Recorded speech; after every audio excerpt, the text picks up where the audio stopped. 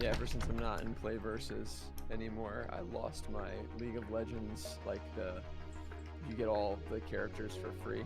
Oh, jeez. I was like, looks like I'm not gonna be playing that game.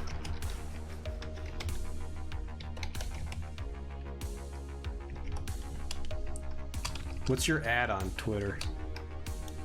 B Stranahan. Okay, B. It's the only one where I couldn't get Bob. Because apparently the Bob Stranahan is like a freaking banned profile for some reason. Like, these serious? What did that guy do? Why is he tarnishing my name? Freaking that.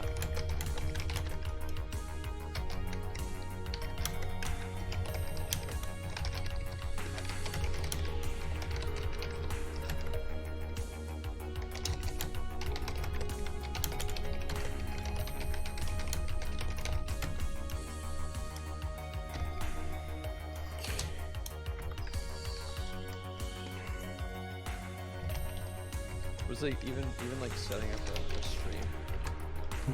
Like I've had people be like, "Oh, how'd you do that? How are you doing that Twitch thing? Like, how's that?" Like they just don't understand any of it. I had a buddy tonight. He's like, "Dude, can you help me mess around with Streamlabs?"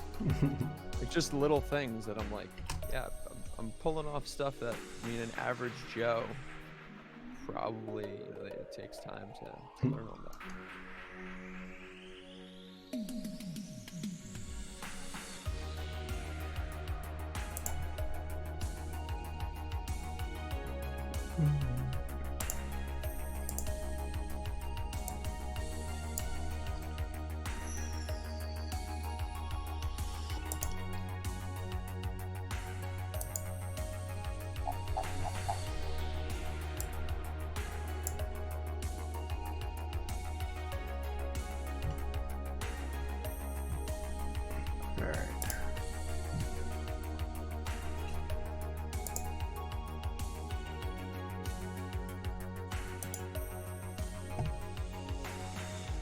Watching an ad on your channel right now for Hyperscape.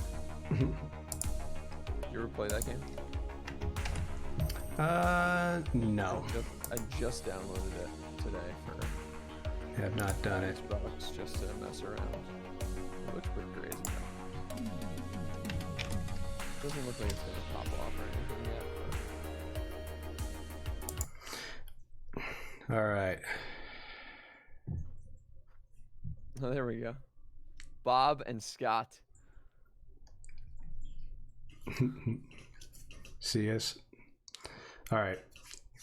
So I have twice the science. Good. Hey, moron, since you're here, just let me know how the audio and the video is, because this is only my second time doing like a chat session. So it's always get a little bit hairy. I always worry about there's gonna be some kind of crazy echo or on my end or on Bob's end or something like that. So hopefully everything's okay. So, and like we couldn't stop talking while we were setting this up. It's like endless chatter. Like we had what, a 3-hour phone call the other day? 100%. Now, is that me quiet on my end, or is that something that would be for you? What? He's a little quiet? Yeah. Let me see if I can adjust that or not. I don't know. I can mute you. So people cannot hear you. All right, hold on. All right, keep talking. There he is. No. All right, that should be louder. So he's a little quiet. It looks fine. I just turned up the volume on you, so it should be could be good. So could be good. Just talk loud and clearly into your microphone and use good diction.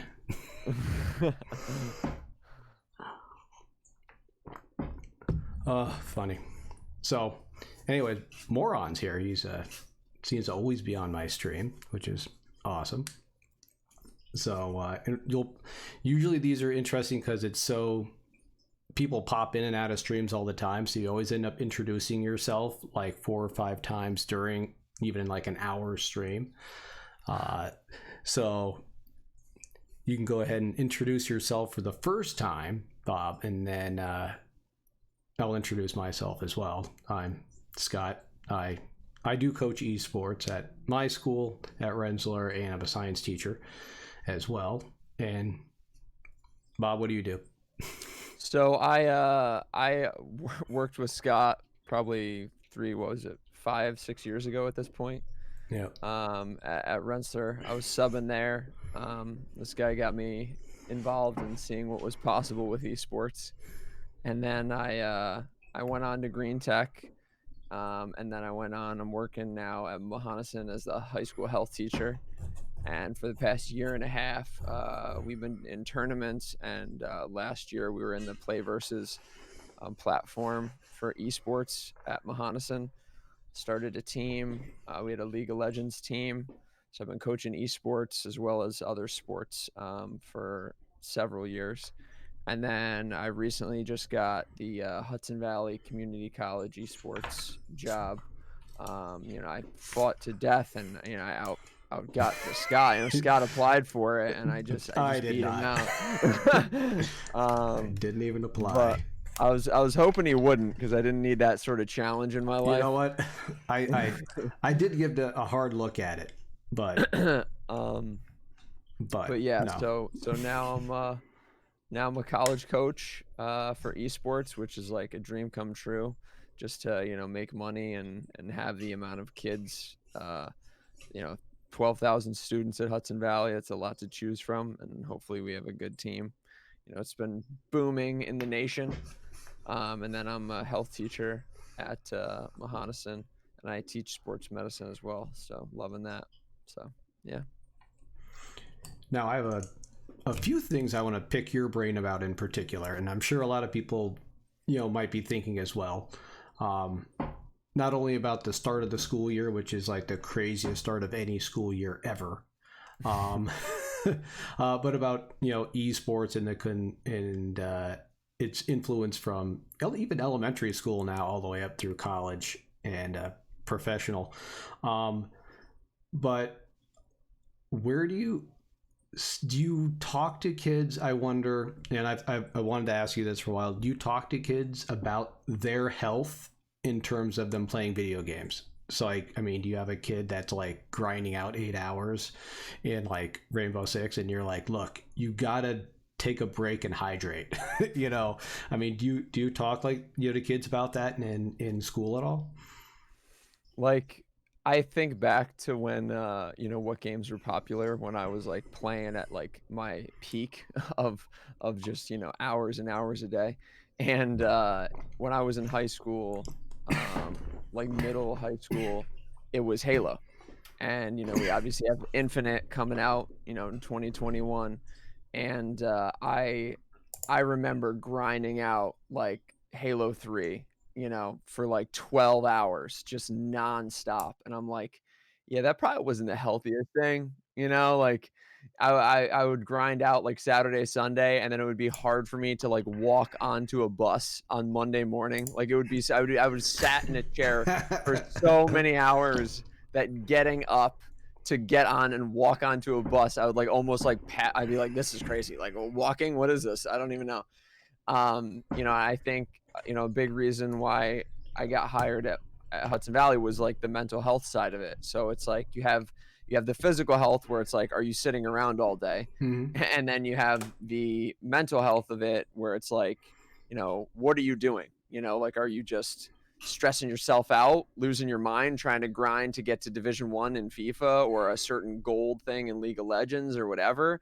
Or are you like, taking time for yourself and realizing that it's just a game, like, yeah. I know Ninja gets, I'm serious. Like I take this very seriously, but at the end of the day, like if it's harming you or stressing you out, I had to take a week off a couple weeks ago, just because I was like, yeah, I think I need to chill. A week off every month or every 3 months or every year is good for your health, stepping outside and doing things like that. So I think my conversations with the kids are, I think it starts in high school when it gets really grindy, like as at Hmm.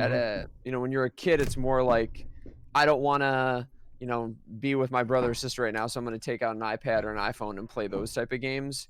But then when it gets into like middle school and high school, it's like grinding Rainbow Six, grinding Call of Duty, like hours and hours of Warzone or hours and hours of League. And I think it's just like trying to teach kids self-awareness.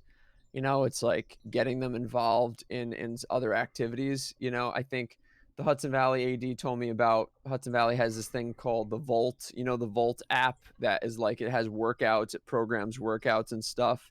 It's pretty cool. And basically, like, every college coach has it, and you basically can give workouts to your team.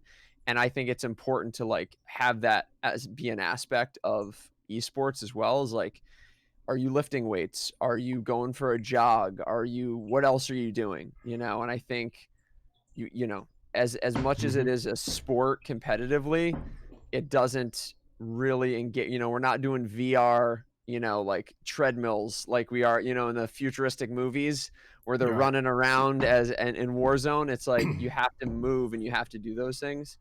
So I think it's like the self-awareness, getting them to realize like, yes, sitting for 6 to 8 hours is not like the healthiest thing. But then sometimes they don't realize it until they get like, their heart's beating too fast regularly. They're too stressed out. And it's like the doctor has to say something. So it's like, let's not get to that point. Let's get to, you know, self-monitoring you day Hmm. to day. But it's really hard when you have a brand new video game come out, or there's a new DLC pack for a video game, because they just want to friggin' hit it for those like 6 to 10 Yep. hours. And it's like, You want to be the first person to like get whatever it is, yeah, the like, I skin mean, or the upgrade or 100%. whatever. I mean, there's a Call of Duty Warzone. There's this thing called a Squall. It's a freaking, basically, it's an attachment for a gun that makes the gun, the ADS is ridiculous. And I grinded that out for a couple hours, and I wasn't proud of it, but it's definitely nice to have in Warzone. So it's, I'm a kid in that respect, so I get Yep. where they're coming from. It's like, oh, it's like packs in FIFA Ultimate Team, or it's, grinding to get a certain level in League of Legends. I mean, everybody has their niche that they play, but you have to also be like, hey, like, is this healthy? Like, am I not texting my Right. friends back, or, Yep. like, am I harming my relationships, or am I Hmm. harming my health? And I think that's why I love teaching health, because you know, it's a part of daily life, Yep. for everybody. Yep. So I also think it's in gaming in general, it's a myth that just grinding will make you better. Whereas research has shown yeah, taking specific breaks and doing other things, even playing other games, can make you better. yeah. Just like certain drills in sports can make you better that are seemingly unrelated to the game itself.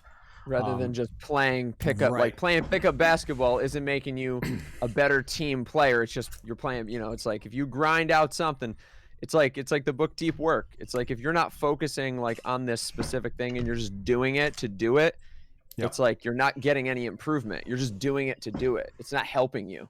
You're not getting better just by playing. Focus on the little skill activities that you can do, Yep. Exactly. But So I think that's interesting, and it's something that'll be great for your scholar athletes that you're going to have involved in your program, to yeah. have that perspective. Because I Yeah. don't think a lot of people that come from gaming have that in their heads. That health Mhm. is even, especially that mental health piece, in there as well. Yeah, Uh, it's mental health wise, all you hear is if you buy games like Grand Theft Auto and Call of Duty, you're developing a like angry, aggressive mindset. And it's like I don't agree with that no, in any Rocket in League any makes you angry and aggressive. yeah, if I you play get Rocket more League, you raged with are Rocket League than any more game I controllers are play. broken in Rocket League than any in Grand Theft Auto. I'll Whereas tell like you that Call of right now. Duty, you just die so often, it's like whatever. Like Yeah. really, you just, you just Rocket League, you missed Rocket. that ball. You missed that save by like a half an inch, and you just lose your mind.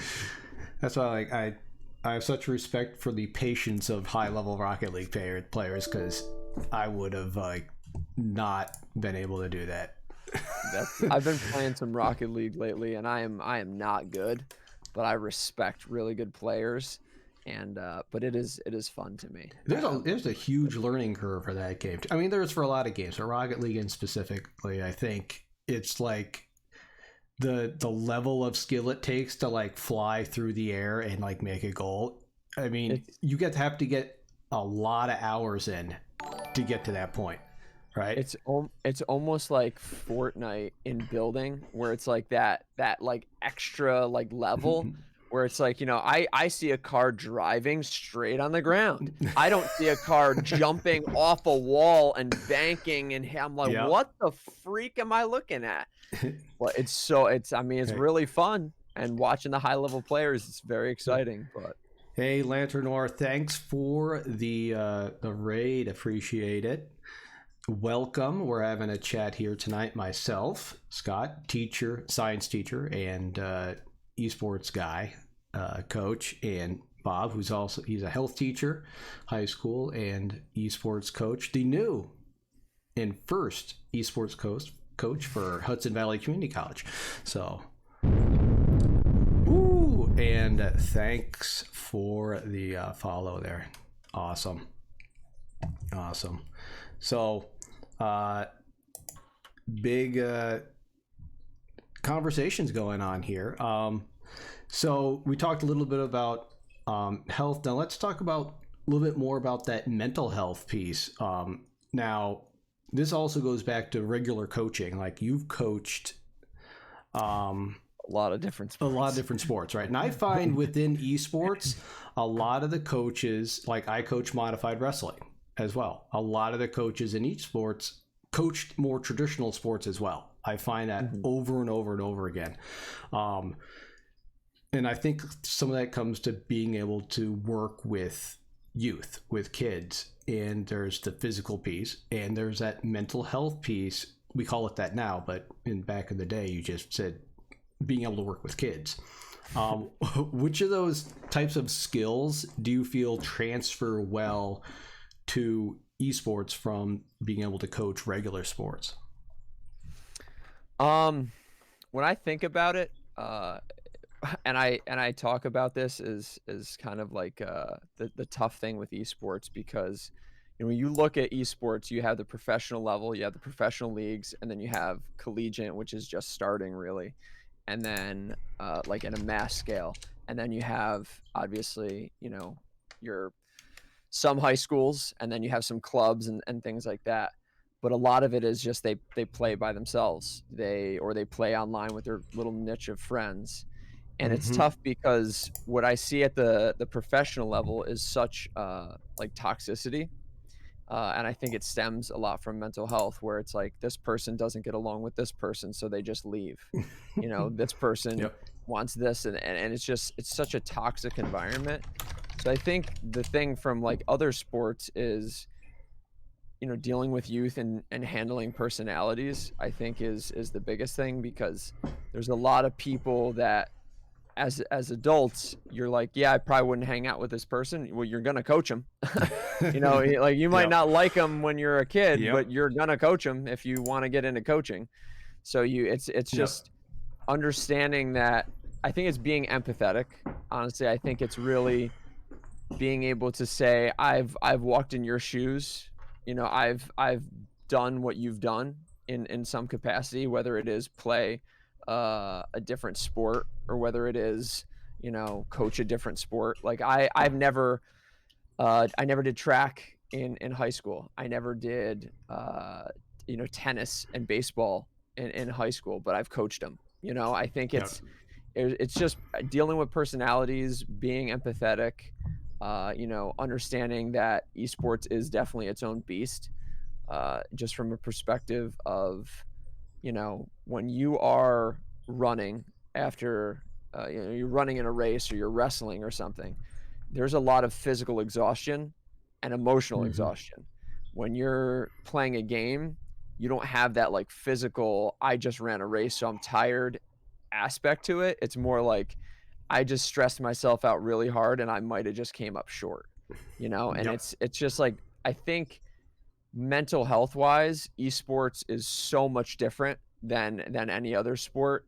I think it's more akin of like, you know, individual sports and how much it can affect you, you know, Hmm. because you put everything on the line, wrestling wise, track wise, and you know, even a 4 by, yes, it's a team race, but you feel like if you mess up, you're ruining it for yourself and for everybody else.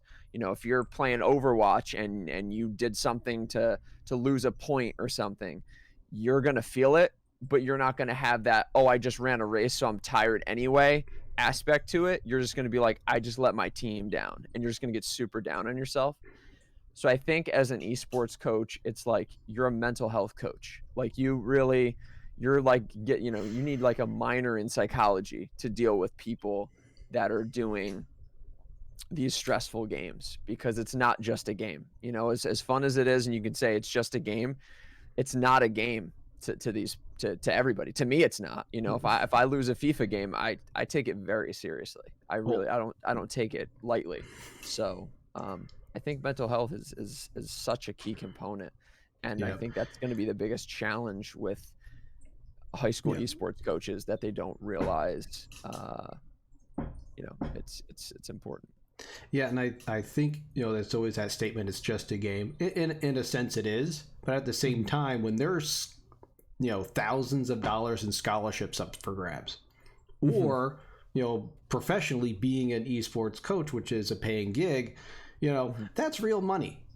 Mhm. You know, I mean, so you can say, oh, it's just a game, but at the same time, just like real, you know, our traditional sports, you know, there is that component of, well, it's just a game, but it's real money. Mhm. And you know, the interesting thing about esports compared to like traditional sports is that those records are like continuous, Mhm.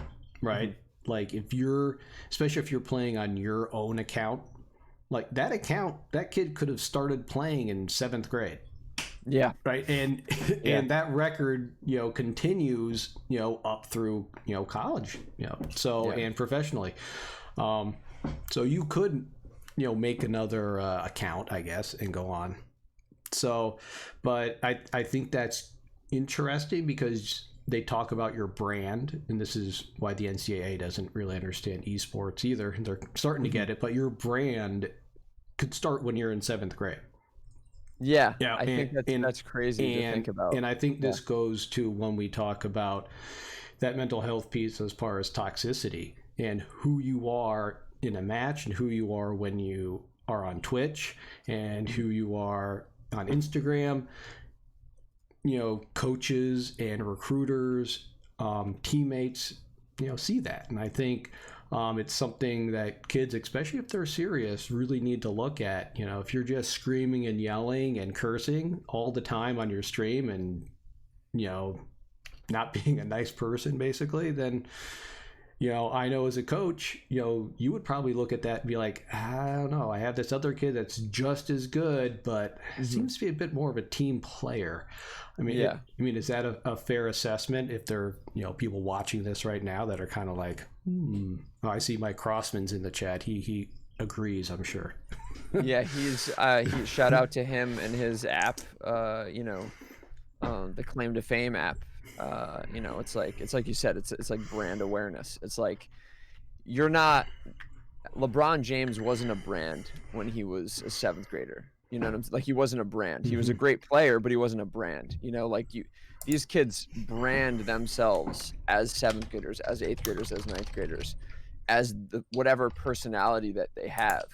And I can tell you right now, I've dealt with a lot of seventh, eighth, and ninth graders that are so immature, it borderlines on like, I Hmm. mean, it's just unreal how immature they are. And it's like, well, I'm really good at Fortnite. Well, are you a good person though? Like, Yep. you know what I'm saying? Like, are you a good person? Because that is number one. And you know, if for whatever reason, you know, they haven't been raised right, I guess you could say, whether that's good mentors, you know, some sort of parental, you know, guardian figure in their life to tell them like this is right and this is wrong. But the problem is like that, you know, when you have a parent that played soccer and you're a kid that plays soccer, the parent takes ownership of that because they don't want to have a kid raised disrespectful on the field, right? Yep. But how many parents were involved with esports whose kids Yep. are? So the kids are like, well, you don't understand. It's different. And the online environments are so toxic. They're so toxic. Like the communities of Fortnite and Warzone and all these games, they're not all toxic and all players aren't, but there is a lot of toxicity in these environments. That's how they're getting raised. Like if a kid was playing soccer and throughout their experience at like AFRAMs, they were get F this, F your mother, like all these Yep. hate comments, they would be pieces of crap when they were in college athletes. It's like they wouldn't be good people because they've seen such disrespect. So when, it's F this, throwing out the N word all the time. And that's what they see as like 7th, 8th, 9th, and 10th and 11th graders when their minds are so malleable and changeable that it's life change. And they are a brand, So I think they haven't had the role models in that field, in that, Exactly. like, and the parents don't feel like it's their place because they're just be a good person. Well, what does that look like? It's like having a family member the first time they've ever, I'm the first family member to ever go to college. Right. You don't have experience. You need to find mentors, and that's why I think having positive mentors, having good coaches, be like, hey, this is how you act at a tournament. You can't cry because you lost a League of Legends tournament, and I don't mean cry. I mean like, like whining and complaining and blaming and stuff like that. You can't do that in real life. You're looked at like a child, like we're trying to raise. And that's where I think the growth of esports in high school really is what is necessary to decrease the volatility of what we have at the collegiate and professional levels, because they don't have mentors and they are a brand really early and they are asked to mature really early in environments that are extremely toxic. So I think that's incredible to think about and a lot for a high school esports coach to really grasp and take charge of, because it's bigger than them. Like at the end of the day, a high school esports coach, let's say a high school wrestling coach. Well, you probably wrestled in high school, so you probably have wrestled more hours collectively than your athlete. But if a new game comes out like Fortnite, the chance that you played more hours of Fortnite than your kid is probably not going to happen. And there's always going to be new games. Wrestling's wrestling. Sports are sports. Things change, but it's a sport. Esports is not like that. You have to have an adaptable, changeable mentality to that stuff. I mean, the games that you play right now are not probably maybe going to be the games in 10 years, but you still want to coach esports. So it's definitely a different. Yeah, I think there's some skills that transfer between games, like first-person shooters. A lot of them are very similar. In fact, one of the things I do is you set your keys, your hotkeys to be the same keys. So regardless of what games you play, you're still going to have that same general key setup. And Moron was talking about that differences in toxicity between 10 years ago and now. I also it depends on the community that you're playing in. A lot of like, if you have like servers made up just for you and some friends and a few other people, that's different than the global community, like the huge like America East server, or I'm gonna go play in the European server.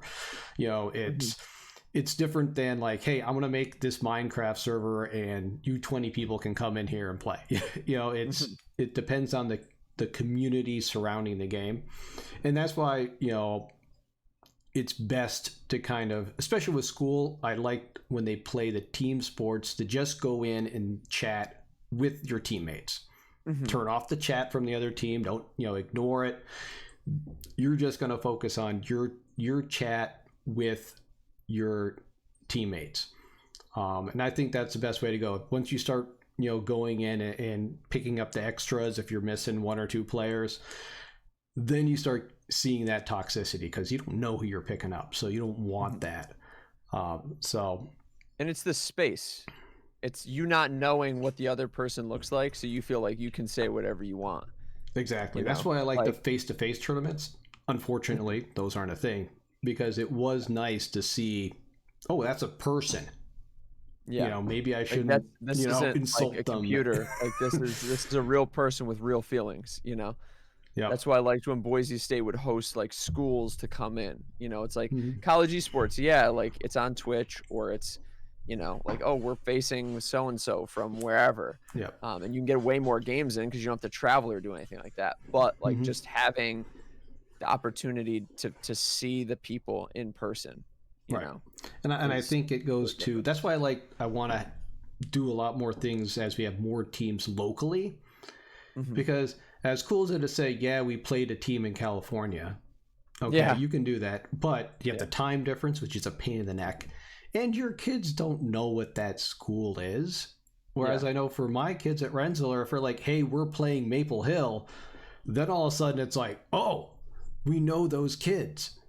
We even know like their coaches, and so it becomes much more of a one. We know them, so we have to be respectful. The rivalry, right? And there's that rivalry, and you want to be there and be part of that rivalry. Whereas it's just some unknown school in some other state. There's not as much investment in that. So that's where I like. As we get more teams, I actually like to see the more local thing. A lot of people are like, oh, esports, it's global. You can play anywhere and everyone. I'm like, I don't care as much. Yeah. I've noticed when kids, like you said, Maple Hill, like you want to play those competitive, those rivalries and get to know them, You're probably playing with them anyway. Yeah. Like you probably know kids from that school and you're playing with them online anyway. Right. So just like that Call of Duty tournament, how many kids were like, hey, I know that kid from football. We played there. Like, oh, I know that kid from track, from last year. And it's like, then they exchange information, they get online and, and they play, which is what you want to see. Yeah. And it's not toxic because they know that. Exactly.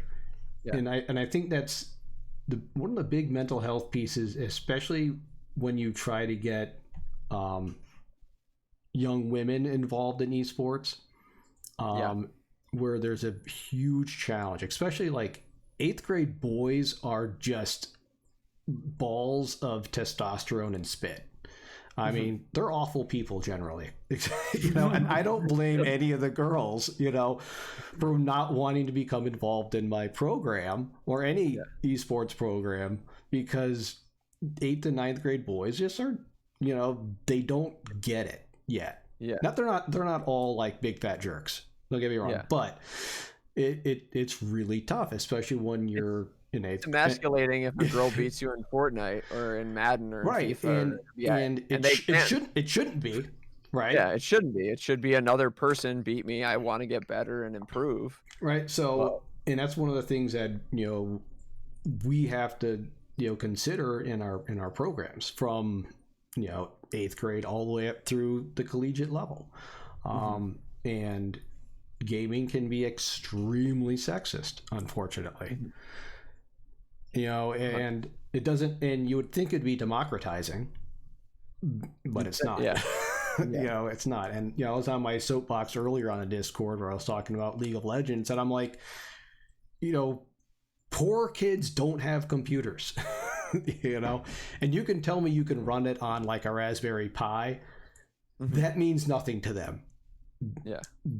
Just play NBA 2K and Madden or something, and you'll get far more kids involved. In low socioeconomic environments, exactly, consoles are king.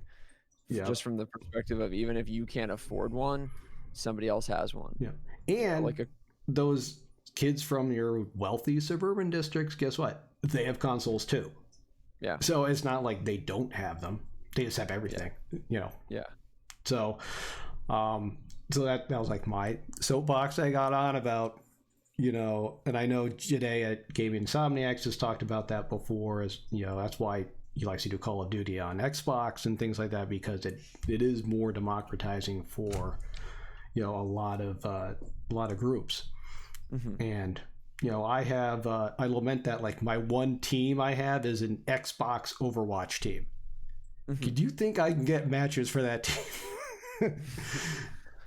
Yeah, that's what's tough is, that is tough. And I tell them, I'm like, look, you either have to start playing on computers, or we're going to have like one practice a month, a scrimmage against another team. It's really hard. It's really hard because it's at the professional level. It's not there, Right. And it's a paid game. Paid games are tough. I mean, it's like League of Legends is free, but you got to have the computer to run it. That's why I'm excited. Rocket League is going to be free pretty soon. I'm really excited about that. And the talk was that once Overwatch 2 comes out, that Overwatch would be free as well. That's what the original talk was. I don't know. I would love it if Overwatch 2 is free, to be honest. No, that would be nice too. But I get it that developers want to make money in the initial money. I mean, they put all the time and effort into developing a good product, but at the same time, it's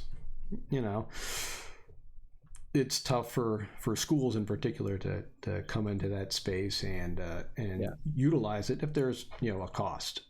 Yeah, especially if you don't have a ton of people, or like, let's say you want to Overwatch, you want to pay $30 for 6, 10, 12 Overwatch games, and you don't have an Overwatch team after 1 year because they were all seniors, and you're like, I don't know, it's like justifying that to the district. It's like, we got all these Overwatch games and nobody really wants to play them. It kind of stinks, Right. It just kind of sits there. Because it is wishy. What kids every year you have to reassess what kids want to do.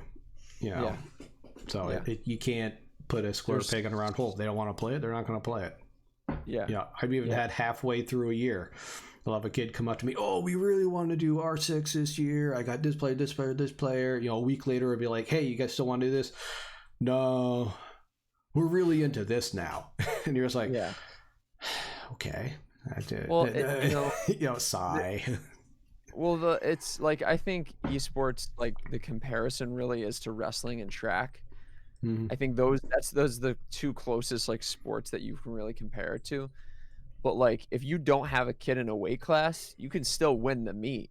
Like, you can still win, like, just not having one kid, not having a pole vaulter, you can still win a track meet, but if you don't have everything and you only have like 100-meter sprinter, like, if you have everything, but all you have is, let's say, a Madden player, or you have like a Call of Duty team, but you don't have anything else, it's not like, there's not like a team thing with play versus. At least it's not like, well, you get a point for your Overwatch team, you get a point for your league team, and you get a point, because I mean, that would just require way too many kids. Like, to have a league team, that's 5. To have an Overwatch team, there's 6. To have a Smite team, there's another 5. You can't have people play both games because they don't allow that. And then who the heck has that many kids? And then you get into the particulars of, can they play another sport? Like, for college, it's nice because their schedules are pretty open. For high school, they have a window. It's really 4 to 6 on like an average day, and then you have like 7 to 9 on like weekends or Fridays. Like, there's more open, but generally you have a 4 to 6 window. So it's like, well, if there's a track meet on that day and the kid does track and they also do esports, what do? So you're drawing. It's nice to have bigger schools, and what I've realized at Mahonison, it's a bigger school than like Rensselaer is. Being a Class A versus a Class C. But the problem is you're drawing more kids. You're drawing more water out of the bucket. It's a bigger bucket. There's more water, but you're drawing more out because there's more band opportunities. There's more this opportunity. The teams are bigger. This, that, the other thing. Like, I had, how many throwers did I have when I coached Rensselaer? 6. I had about 22 last year. I was the only throws coach both times. You know what I'm saying? Like, and that's just, I didn't get, the pay wasn't any different. You just got to figure it out. you know, and that's what it comes down to is like, you know, you might have a great Overwatch team for 4 years, they graduate, and you got to figure out how to coach the league for the next 5 years or something like that, Yeah. you know, And I think it's one tough. of the benefits of esports in particular is that, and what schools want to do rightfully is reach those kids that aren't already playing traditional sports, and that's where the key is, and those are the kids you want to get. If you're getting the same kids doing this, that are doing the same thing, Eric, and it's always that kid that's like, oh, I'm really big into this. I also do the play and the debate club and this. You're like, okay, we know you're going to be the salutatorian or the valedictorian or whatever. Okay, you're the achiever here. Okay, but there's also the kids you want to reach are the ones that do nothing. They just go home and play Call of Duty for 5 hours. They don't do their homework. They're not involved in school at all.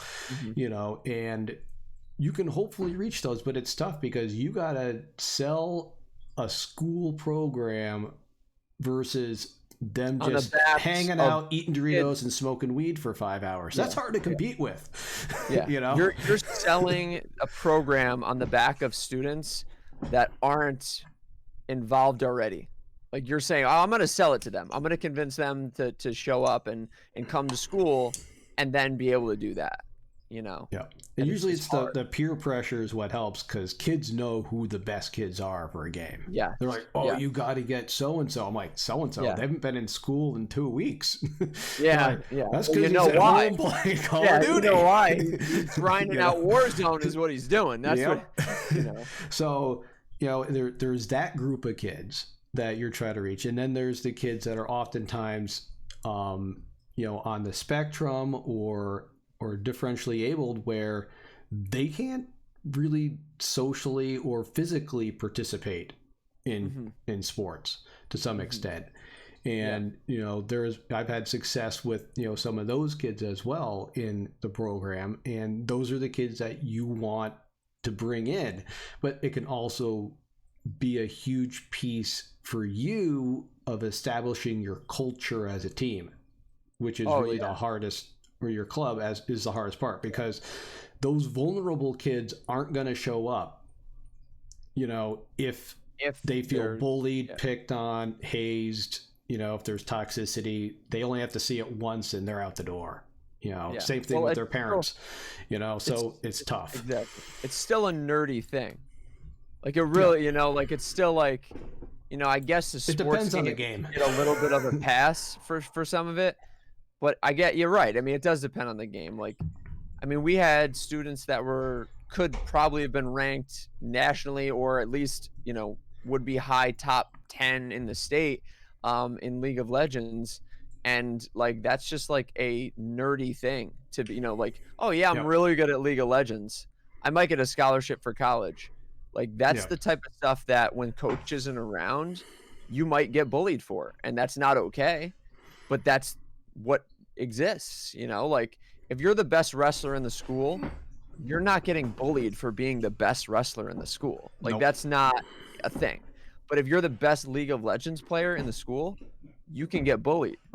But why? That doesn't make sense. You know what I'm saying? I've seen, and I tell the story of, I had a student and we had an intramural Smash tournament, and my one kid who's on the spectrum, won because he's really good at Smash. That's like all he does. And I made sure it was okay, and I put his name on the announcements for winning this tournament. Every kid in the school was like going up to him and saying, hey, congratulations on winning the tournament, and he was on cloud 9 for like a week, being the top kid at school, and it was for a Smash tournament, so in the right environment, they can have that, success. So, hey, Revive Lads, thanks for the follow. Appreciate it. So I think with that, I don't know how well that kind of program and those kids, how much of that you'll see at the college level. I'd be curious how that might transfer up. Like if this kid sticks with it and graduates, I would hope that a college program would be like, hey, you're really good at Smash. We have a team. I don't see why not. Yeah, I think it's like you said. I think culture is huge, and I think the culture changes because the games change and the personalities change. It's like if you don't have enough for an Overwatch team, you could have a person that is the greatest personality, and then now you don't have an Overwatch team, and the Mm-hmm. kid isn't a part of your team anymore, but they're still there for another 2 years, or so, or they're a junior in high school or something, and it really depends. But I think cultivating that culture where you say a Mm-hmm. kid's name on the announcements, everyone's like, give them a big pat on the back is key to developing a school culture that supports esports, Yep. as just a thing, as not like a weird thing that people do, but as a normal thing, you know. And as more schools take it on, I think that'll improve. Yep. Definitely. Um, so we'll continue to talk about esports for a little bit longer.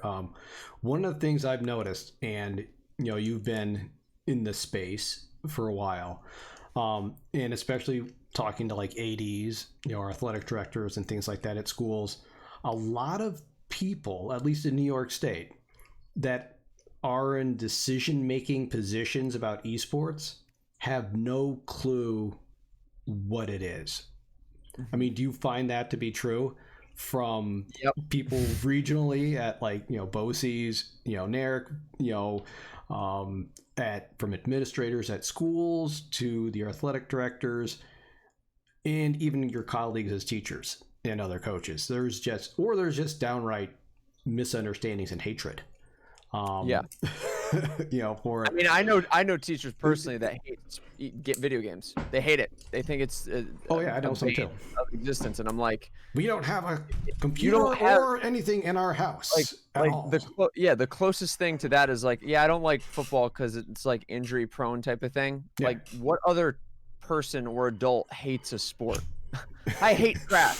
No teacher will say they hate track. Right. They might say they hate Call of Duty. They might say they hate Rainbow Six. They might say they hate Grand Theft Auto. So it's like there is hatred and misunderstanding because they're not playing it. Like it's like in the media type. It's like you have to. What is Rust?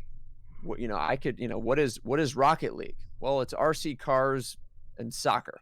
That's what it is. Like Yeah. play around with it. Like take 20 minutes, watch some video on it and really try it, But like you said, I think it sounds terrible to say ignorance, but when you have like the head of esports in NISFA, whoever that is, like I would be shocked if they had the same experience that you or I have in terms of the amount of games that they've played and the amount of coaching that they've had in that. And I think, it's like we talked about it before, wrapping esports into NISFA's reign, I think is challenging because, the person that heads up soccer for the state has played soccer their whole life. The person that are in the positions of power for esports, you hear it all the time. Yeah, I don't really play games except for like Words with Friends and what? Like, you don't play Warzone, you don't play sports games, you don't play Overwatch, you don't play League, you don't know what I'm even talking about. Like, if you don't know the games that are played, how can you know anything Yeah. about this? It's like you have to embrace it, and I think a lot of people are embracing it because, let's say, their kids like it. But I've battled a lot with not like administrators, and everybody at Mahonison has been extremely supportive. Thank you to everybody that has supported me and wouldn't be where I'm at.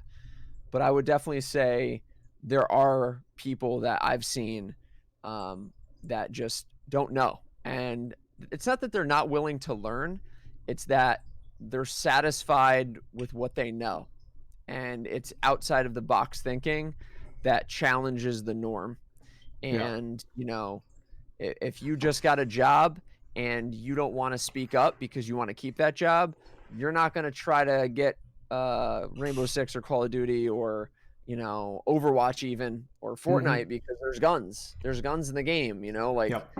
not really, but yes, you know, and it's like you want to just I think it's status quo, and I think it's they weren't necessary, you know, the people that played video games growing up, you know, are working for Microsoft and Sony or developing video games. You know what I'm saying? They're not necessarily Right.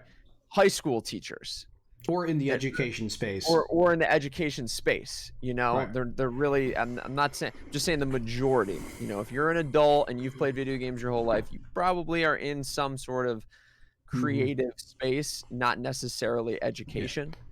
Yeah, and I think part of that is you know, when we tell kids we want them to be lifelong learners, Yes. you know, and you got to embody that. And you know, when I started looking into esports, I became a student of esports, and at the time it was fairly easy because you know you could easily find news articles on esports because there are so few of them. You know, and I would read as much as I can. I've been involved in, you know, in games and education for a while, so I was familiar with a lot of that research, especially in terms of like violence in video games and things like that. So that enabled me to be able to speak well to other adults and school boards, you know, and other groups about, you know, esports and its validity. So, you know, when someone comes to me, they're like, "Oh, the kid just played, you know, 8 hours of this video game on Sunday." I'm like, "Well, how much football did you watch Sunday?" Yeah. 9 hours. 9 hours. I'm I'm like, so you were sitting down passively watching a game when the kid was actually engaged in a decision-making dynamic process with something. So, you know, what is your issue with this here? You know, and you know, and that's one of those things you kind of, I always have on the, you know, my, as far as when I talk to people, you know, especially, you know, your traditional coaches that hate video games, you know, you're like, you watched a 5-hour baseball game. And that's it. You sat there and watched. You sat there and watched. Notes. This isn't scouting. You literally just sat there and watched the game. He might have had a score sheet. He might have tracked the stats. Yeah. It's baseball, right? I mean, you might have bet on the game, you know. Yeah. But it's interesting because it's just like, just because you don't do it doesn't mean it's not valid for another person to do. Exactly. And also, one of the other things I when people come at it, you know, is I'd be like, well, all right, so what if we had a chess team? You know, because they're always like, oh, they're just going to sit down and play a game for hours. I'm like, what do you think chess is? I'm like, you know, you're sitting down and you're playing a competitive sport, quote unquote, game. You know, it's very intellectual. You know, and those are the things where to be in the space, you kind of have to know these things and be able to relate stories as well as, you know, research to other adults and parents and community members, you know, their stakeholders, to try to get that out there. 5-hour cricket match. 5-day cricket matches. Exactly. Think of how many pints of ale that takes to get through that. That's a lot of English bitters consumed within 5 days. At least for me, it would be.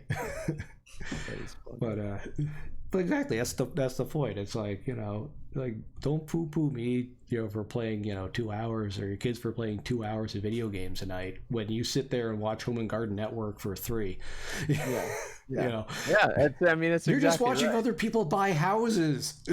You're binging Netflix for like 8 hours. They're playing a game. Like, everybody has their own interests, you know. Yeah, so it's definitely something.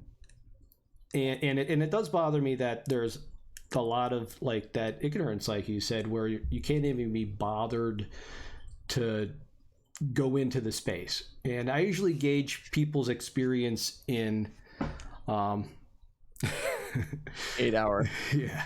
rookie fake numbers. Gauge people's knowledge of gaming by immediately asking them what their Discord is, right? Or asking them to join a Discord. And if they're like, "What's that?" You know, I know already that your gamer level doesn't involve esports. Because if you're in esports, you know what Discord is. You're a member of probably 20. Yeah, I'm looking at right now. I am 2, 4, 6, 8, 10, 12, 14. Yeah, I'm well over. I'm like 30 almost right now. It's I got rid of a bunch the other day. I went splurge. I'm like, all right, I haven't been on that one in like probably a year, so I'm gonna get rid of it. So, but anyway, it's like that's one of those things. And like when it's like, oh wait, do I have to get one? It's kind of like, well, yeah. This is, you know, it's kind of like when we had our meeting today. I'm like, come on. I told you last meeting you needed to get one and get with it, and you haven't done your homework yet. You know, you get going. It's important. It's important. You know, and that's how they communicate in the game. That's how, you know, that's how your team is going to communicate at a tournament. You know, like if you know, when we were at St. Rose, if you didn't have a Discord, you weren't playing in that tournament. Like how were you going to talk to the person 5 people down? No, you have a headset on. Like you're talking through Discord. Right. And it's just like, it's the same thing whenever it's not even a question at this point. Right. Whenever you make a tournament, like this past spring, we made a Rocket League tournament for just myself and our school and another school. And it's like, oh, let's make a Discord. Right. And all the kids that want to be part of the tournament, go to the Discord and we'll plan it out there. You know, and that's how it's done. And that's something I didn't know even a year ago. That spring, I didn't know how to run a Rocket League tournament. In the spring, I started playing Rocket League. I figured out how to run a tournament. I figured out how to hook my PS4 controller to my computer. You know, I figured out how to stream the game from my computer. Yeah. You know, I did my homework. You know, and you know it's. You know, I don't know how many, you know, athletic directors and people, you know, in charge of esports, especially in New York State, are willing to put in that time to do that. And it's, you know, not like I'm an expert, but it you know, at some point they're going to be like, oh, we have no clue what the hell we're doing. There's this guy, Scott. I heard he knows about things. This esports things. Let's recruit him to be in, you know, it's going to happen. I mean, it's already happened, right? I'm like, are you interested in a coaching job for esports? It's like, good God. Like 3 years ago, I would have like, you know nothing about it. I still feel like I know nothing about anything. You know, I guess it's that imposter syndrome. Yeah. You know, I know you probably get it too. You're probably like, God, it's coach. Do they really know, you know, like that it's me? You know, pinch myself. Yeah. If you polled every athletic director in the area in section 2 and you said what is Discord, and you just asked that, I'm telling you right now 90% of them probably have no idea. That would be my guess. And to me, not that that's unacceptable, because it's not necessarily in their wheelhouse, but like you have to at this point. Like it's $1 billion company, billions of dollars, and it's like they're rebranding, but it is how you communicate. And I think there's that blurry line as well of like, you know, and I was discussing it at the collegiate level, is, you know, like, can I have high schoolers in my Discord? You know, like, is there a recruitment question? You know, like, can I be like, hey, can get some of your Rensselaer kids in, you know, the Hudson Valley Discord? Okay, well, now they're talking with college players, college boys, high school girls, you know, vice versa, you know, and it's like, it gets really hazy. Oh yeah. But if you understand it and it's used appropriately, it's fine. Right. Well, you know? and that's knowing Discord. Yeah, and how to use it. You know, that's where like roles and permissions and things like that. You can make it so clean. Oh yeah, exactly. I mean, make it like buttery clean. You click this button, Yep. you only have access to the, and that's what I think is crazy is like I know the bare minimum of Discord. Like I know so little about it, but I know it and I know how to use it and I understand and I'm learning more. I want Yep. people to know it and then I want the growth to be more, you Yeah, know. but usually how it works is I know your Mohannes Discord is huge, of course, compared to mine Yeah. because you have more kids. Mhm. But getting just like I find in esports, one of the things that's similar to your traditional sports is having a good captain and good leaders. Yeah. So like having those kids that want to be moderators and are good moderators, for your Discord. Yeah. As well as good communicators and leaders for your team. It makes your life Yeah. so much easier because Yeah. then all of a sudden you're not the one managing it, right? You can Yes. kind of say, oh, good, I don't have to deal with that. Take this, you moderate and deal with that. And I think that happens in your traditional sports. When you have a good captain, like you don't have to necessarily Discipline wise and all coach, that right? You can just be like, goes look, I away. want you to talk to the guys before the match, all right? And you do a good job getting them pumped up, and Mhm. you can rely on your captains a little bit more. That seasoned senior that's been on the team for a while can really do a lot for you. Yeah. Now I'm gonna take the conversation and kind of turn it a little bit and talk about education itself, Mhm. and where it's going remotely. And it has to do with Discord and Twitch as far as chat. Like kids, have for the longest time, especially old farts like me, have been, they've been much better than us, older people, at doing text chat. That goes from like texting all the way through Discord and Twitch. It's just a medium that they're used to using. Whereas I think we're much more comfortable, at least my Gen X generation, with video and talking back and forth. Mhm. So if I'm doing a Google Meet with my students and I see an active chat on the side, that's a good sign to me, right? Mhm. That means they're 100%. present, they're chatting. It's just like having a chat when you're on Twitch, right? Or you're on Discord. You're like, oh, people are here, they're active, they're involved in the community. Mhm. Whereas if you're teaching a Google Meet or a Zoom and there's no chat, that tells me that everyone's tuned out. Yeah. It means there's no engagement whatsoever. And Whereas, we're not paying attention at all.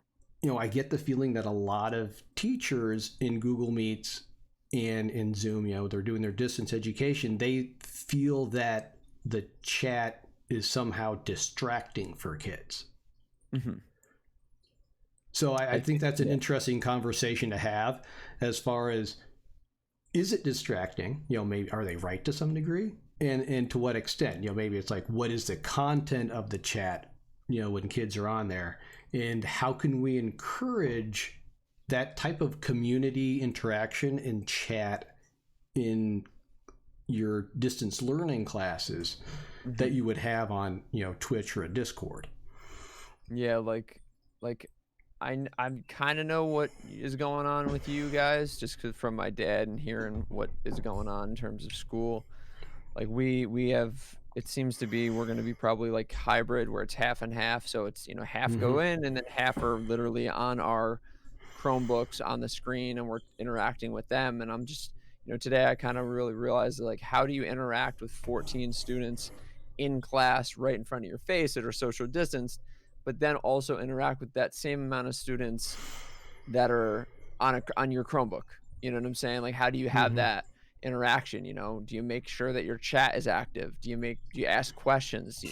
Like they can be there, but are they really there? Like they can easily tune out when they're not sitting right in front of you or they're on the Chromebook or whatever. So I think it's like realizing that the more interaction, the better.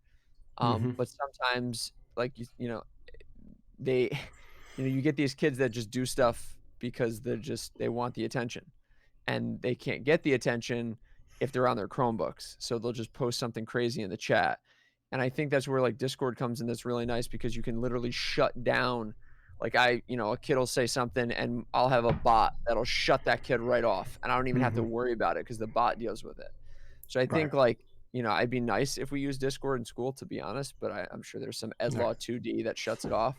But that's the type of thing is you want to make sure that whatever is going on is safe, but it's also like something's going on. Like you don't want a desert on your chat. You don't want nothing there.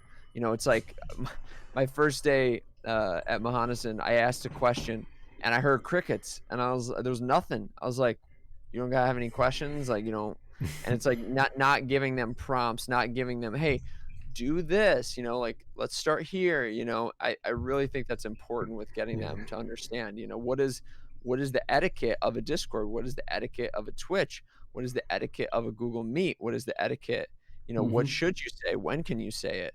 And I think that there's not standards for that because so many teachers, like, there are teachers that are like, no, we don't want anything in the chat. I think that's disrespectful, or I think it's distracting. And then you have other teachers that are like, if you're not in the chat, I think Hmm. you're sleeping or eating Doritos or not paying Yeah. attention and focusing on something else. So I But think I the think it's, consistency is tough too with yeah. that. But I think it's also the expectation of the giving the kids the agency. I think if you're just saying, all right, I want you to answer this question in chat, it's like a kid's not going to do that because they're afraid they're going to be wrong. And Mhm. not only is it just I speak it and it's wrong, right? And it's gone, right? Mhm. If I type it Yeah. in chat and it's wrong, it is there and it's going to stay there for Mhm. everyone to see, so I think that is like wrong in a way, and not Mhm. to say that I haven't done that, but this is new for everyone. So the etiquette there, it's like, well, why is there no set of good set of etiquette rules? Because we haven't done it before. Mhm. Yeah. It's not Such a new surprising, thing. you Yeah. know. But Yeah. just even right here, it's just me and you and Twitch, right? We got chat, Mhm. and this is, we have 5 or 6 viewers, the two of us. This isn't even a class of 14 and another 14 kids at home.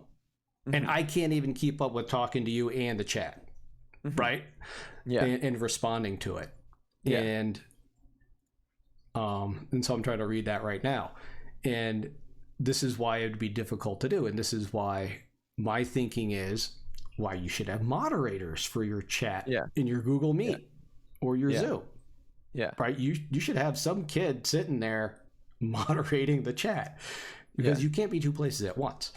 No, I think that's a great idea. I didn't even think about that, having like a moderator in class for your chat, and just kind of like, Mhm. what are people saying? Well, Johnny said whatever, Mhm. I think that'd be an interesting role to give a Right. student, especially a student that might be easily distracted or, needs to be doing something. Giving them that leadership role could be huge. Right. And I agree with Moron. There's a big piece that's missing from the research. A Oh, lot of 100%. research has been done on remote learning, but a lot of it was prior to a lot of the things that we have now. Yeah. A lot of them were done like, all right, we're going to send you this textbook or this thing, and you do it and you send it back, and we'll grade it and see how you scored. Right? That Yeah. was like remote learning initially, right? And then there was Yeah. we're going to send you the series of videos, watch them, and we'll give you a test. That Yeah. was remote learning. Um, Yeah. and, And that's how it's always been. right. It's been adult continuing education credits and units for how long? Hmm. Watch this video. Oh, well, I'm just gonna have it up. Like, I'm not gonna watch it. Like, it's gonna be up, but Right. I'm not gonna pay attention to it. Like, Hmm. you might think I am, but I got like 8 monitors here. I got the video Hmm. playing on my iPad, and I'm not really focused on it because I got Netflix up on my computer. But whatever. Yeah. So I think it's an interesting idea. And I've been thinking a lot about how to get your Google Meet, your Zoom lessons, that are video lessons that are live more like Twitch, because Twitch does it Yeah. well, right? Yeah. Or even more like Discord. Um, but like Google Meet is just like I started using it and I'm kind of like thinking about it. I'm like, this is so dull. I'm Hmm. like, No one can lull. No kappas. Yeah. I'm like, there's no expression of emotion. You know, But it's there's crazy because even our students, like if you said Twitch, like yes, a lot of people would know, but there's a lot that won't. oh yeah, You know what but I'm they saying? but And they that's the know they thing. all know emojis and memes, Yes. right? Yes, Which they is do. like a kind of a universal language in a way, right? Yeah. So Yeah. it's just it doesn't necessarily have to be that like Twitch, but it has to have that. There's that Interact. interactive component Yeah. that right now really isn't there. It's lacking. It's lacking. And especially, of course, I like the gamification elements as well. Imagine Yeah. if you could have on a Google Meet, like it kept track of how long you were actually watching, right? Mhm. So kids that watch longer will get more points they can spend on highlighting their next post or, making the teacher hydrate or something. Yeah, like It that's what like to me, having Twitch be a part of like teaching, like if you're gonna make kids show up anyway, why can't you make it more like Twitch? Or have Twitch, allow it, have that be like, hey, just you gotta tune in. I mean, do you have to sit through a 30-second Apple ad? Sure, but I get money from it, no big deal. Um, but that's what I think. I think that interactivity is incredible, is huge. right, and I think You know, that's one of the pieces I kids. love the gamification Yeah, I side of it too. I think that's one I of the think that annoying things for kids when they go in. I would think, I'm not a kid, but I would think, and if there is someone under the age of 18 watching, please, let us know and speak up in the chat because go we're for it. talking about it. You know, you get onto a Google Meet or a Zoom and you're kind of like, you feel like someone tied your hands behind your back, right? Mhm. Because you can't participate the way you would if you were watching, Twitch, or if you're watching Mhm. someone stream on Discord, you know. Um, It's very watered down. yeah, and it's bare bones for sure. Mhm. Read water.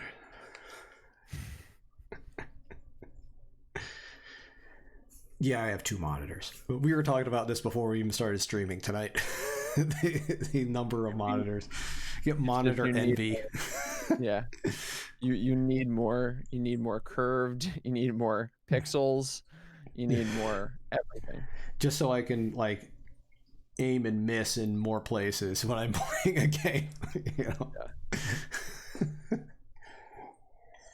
Yeah. Funny. So you guys are going like a hybrid, you're doing on and off. Yeah, we're doing Yeah. on pretty much it's no more than 14 kids in class. And then during that moment, you're still teaching to the other 14, 16, whatever it is, students that are on uh, Yeah. Chromebooks or class and stuff like that. Um, I think, I don't know 100%, but I think there will be cameras in most rooms. And those cameras, I don't know if we'll have microphones or what, but those cameras will be to facilitate a better online instruction as opposed to having your Chromebook on a desk just pointed at you while you're doing it. It'll actively, but again, that comes down to that's more teaching. That's another 6 hours during a PD day in which you have older teachers that don't know how to use something that have to completely learn. And you're Uh, like, I have better equipment at home. This stuff sucks. yeah, I mean, you're seeing it. I mean, you're seeing it right now. Like this is, I mean, I don't know. Yeah, I mean, I can pull up a presentation. I can do whatever. And you got teachers that the Chromebook that they were given from school is the only thing that they Oh have. yeah. I have dual monitors. I built my own PC. I have a MacBook Pro. I have an iPad. I have $1,000 camera. I love this stuff. This is what I spend my money and my time and everything on. Whereas you have teachers that if it's not Chrome OS, they don't know what the heck they're doing. If they're not using School Tool, that boxy, bricky piece of junk, then they don't know how to submit attendance. They learned Google Meet less than 3 months ago or 6 months ago or whatever it was, and that's the first Yep. time they've ever used it. there's a big disparity in education in terms of intellectual knowledge when it comes to Mhm. technology. And I think it's very apparent when it comes to students because they recognize it, because they generally fall in the middle of it. They're more technologically savvy than the person that like we're talking about, but then they're probably not to my level of craziness, except for the captains probably on my esports team. So it's like, Mhm. it's very interesting. It's very interesting, and it's hard to kind of make up the difference and have students understand, like, it's almost like they have 7 bosses, and all their bosses are different. Like in Mhm. class, they just have to listen to different people talking, but when it comes to, like, e-learning and education now because of COVID, it's literally like you have 7 bosses that I was talking to somebody today, a parent, and she was basically like, "Yeah, this English teacher literally just every day put an assignment on." Like I was a part of Google classrooms ever Mhm. since COVID happened. That started because let's support the mental health of the student. Let's do all this stuff, and it would be like posts every day, and it comes down to the etiquette thing. It's like no, because if you post that much, it devalues the My post. thing is, are you But gonna grade that much? yeah, It's like, are you what? grading an assignment every day? Like, what are you doing? Like, when You're you have crazy. principals that have to kinda, like, say, Yep. "Hey, this is not okay," and it's like they don't understand, and it's Mhm. not like "Oh, it's just old people," or it's this but it's just people that aren't willing to learn the new thing. Like, Mhm. this is not new, it's the future, and treat it as such. Don't treat it as, "This is new." Treat it as this is new and here to stay. How can it get better? Like Right. Google Meet will look different in 2 months than it does now. And it'll look different in 2 years than it does now. And that's the Google and the Apple and the Microsoft and Mhm. the mindset of these technology companies is you need to evolve. You need to be a continuing learner.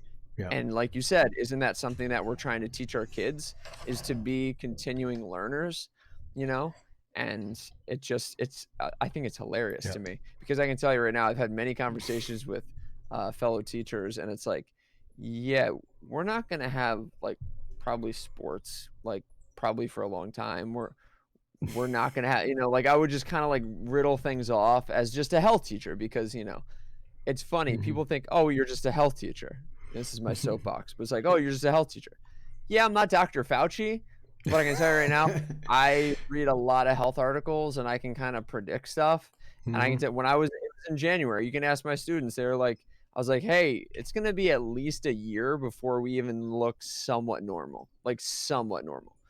And like, Mhm. 6 weeks later, I never saw them again.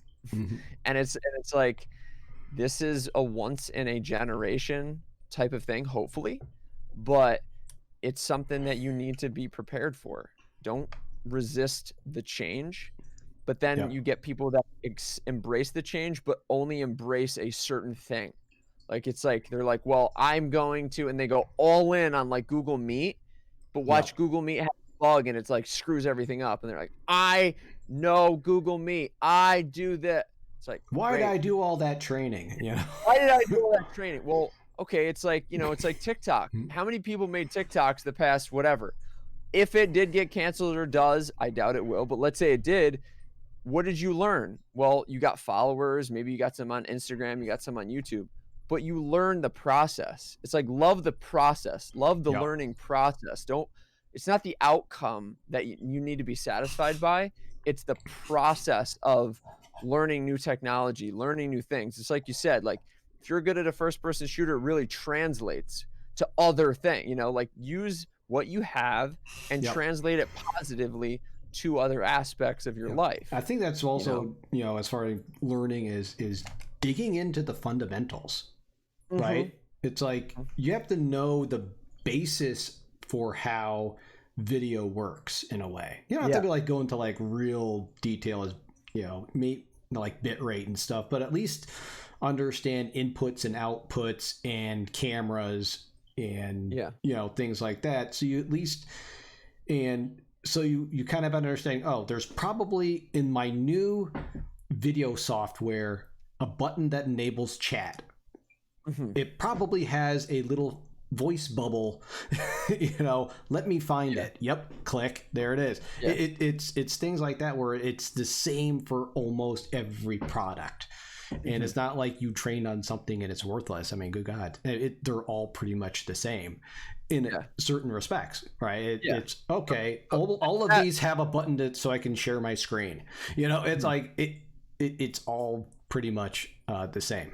And then you can get into the finer The nitty-gritty. details of the program itself. But I think understanding the fundamentals of the basis for some of these programs for teachers is very helpful. And that's, I think, the unfortunate thing. It's kind of like when you don't learn your basics, you just kind of memorize and take a test, right? It means you can't move forward. You haven't really mastered any of the content, right? It's just you scratch the top layer. Whereas if you learn the basics underneath, you have something to build on. Yes. But that's a teaching thing. Exactly. It's like if you learn how, it's like teach a fish and teach a man to fish. Yeah. And compared to just here's a fish, here it is. It's like I can tell you one thing on how to submit attendance or how to do this as a teacher to another teacher. But it's like if you figure it out, you're going to learn a lot more because you're going to know how to do a lot. What kind of opens your mind? It's kind of like when you first learned how to like do like a Google form, right? And you're like, and like you learn how to do it really well. You're kind of like all of a sudden your eyes open. You're like, oh my gosh, I can do this and this, and you're thinking of all these other ideas that you didn't actually learn in maybe that trait, right? You just kind of my brain at least, goes off in different directions. So I switched every quiz I have to Google Forms like 2 years ago, and I never looked back. Instant feedback from my students. Like I was good. The opportunity at Mahonison gave me, Chromebooks 1-to-1, thank God. But it was amazing. This year, to me, it's mind blowing that we don't have. I mean, how many high school health teachers are 1-to-1 with Chromebooks and don't have their quizzes on? It's kind of weird. Forms? Like, take mine. Like, I don't care. Like, I have them. There you go. Like, but now the funny thing is, like, why would you give that kind of quiz? Because if you're remote learning, like that is really useless because you can't control if they're cheating or not. You can 100%. assign it as like review, but I'm moving. And that's the thing. I'm doing portfolios this year. I'm not doing multiple choice tests. I'm doing some short answer in school if we're in school, and I'm doing portfolios because I know if I give a test, they're just going to cheat. I mean, I do a lot of Google slides, and I have them work in groups, but it's hard to do that because there's like, I think that's a big thing with my class is like teaching them how to work together and like come up with, let's say it's a presentation on drugs or whatever, or first aid or whatever it is. And, developing a scenario as a group of 4 that don't like to work together or don't have any prior relationships. And now because it's online instruction, they're working online to figure out how to come together on a Google slot. Like I ask my students to do things that I know my colleagues couldn't do. And that's crazy to me to think of that. But that's what happens. All the kids probably just went on a Discord call and worked on it together. Yeah. So a while back, Moron asked about basically the digital divide, digital equity. I'm sure you saw that. My experience from last year, and I'll talk a little bit about this year as well. I had one student who was at like her grandmother's house, and the grandmother didn't have good internet. All she had was like her 4G on her phone, basically. And then we had one student that we couldn't find at all. So that's out of all my 8th graders, and it's like 85 kids. Only one really had questionable internet, but she lived close enough to the school that she could walk to the school and get the Wi-Fi at the school if she was so motivated. She was like 2 blocks away. you know. So it's Rensselaer. It's a city, and cities are known for having decent internet. If I lived up in the North Country in like Warren County or I up there, had a conversation with the mother. you know, They had to send her a hotspot and it wouldn't work. They had to keep trying to send her new ones, and she, like you said, used her phone, and that was yep, it. So it was only when the mother was home that the kid had internet. yep, It's Dwaynesburg. It's farm country. yep. And that's Dwaynesburg. I mean, that's fairly. Oh, for New York standards, like, even it's not that far out. I mean, there's more remote than Dwaynesburg. You know. Yeah. Yeah. So the have-nots in terms of the digital equity is incredible, and it really shows. Hopefully they're reading books and still getting some sort of education. But it's I don't think so. I don't. Yeah. Well, I was listening to a podcast about like the summer slump. What is that? What is doing? A year slump? We're on like a 6 month, and then it's not going to stop. Like it really, it's not going to just overnight change in September. Like September 3, 1, 4, 9, whenever we go back, is not going to be like, oh, let's turn that light bulb on in your head. We'll be fine. It's like, it's like starting an engine that hadn't had gas in there in 3 years. Yep, you got to rev it up, and it might not start. You might have to get new spark plugs. You got to prime the crap out of that sucker. Yep. Yeah, so it's definitely, and it's unfortunate. We knew it was a problem. Is the thing in New York State? We knew it was a problem. Like even the government was kind of like, our state government was like, Spectrum, which is our main internet provider in the state, you need to expand your service. And of course it's a private company, and they're like, well, that costs money. You got to pay us to expand our service, Yeah. And it's kind of like, that thing, they gave a lot of things free, and they're not free anymore. I know. There was a lot of things free given, like the Google Enterprise, or I'm not specifically, but certain things were given free, like Zoom or whatever, certain features were given away for free. But that's not going to happen this year. Nope. That's not going to happen this school year. They're going to need to come out of their pocket, not only for hundreds of thousands potentially in cleaning supplies, but also in educational technology. Yeah. So that as well. And then a district like mine that's broke is broke. It's not going to happen. I already know at least 3 applications, websites that I'm going to probably pay for myself.